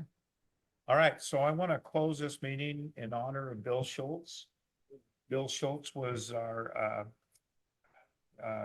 county clerk, but he also was head of the elections, and he also was the head of the Veterans Commission. He carried numerous hats is what he did in El Dorado County. Bill was a great friend. I've known him for years, and he's going to be dearly missed. So anyway, yeah, in memory, not honor, but in memory. Okay. All right. So I guess that's it. We're adjourned then, right? Well done. Well done. Okay. What is it? 34. 1:34. Okay. What time does your phone say? 1:40. No, It's gaining it's more gaining minutes. faster. Can you What believe the? that?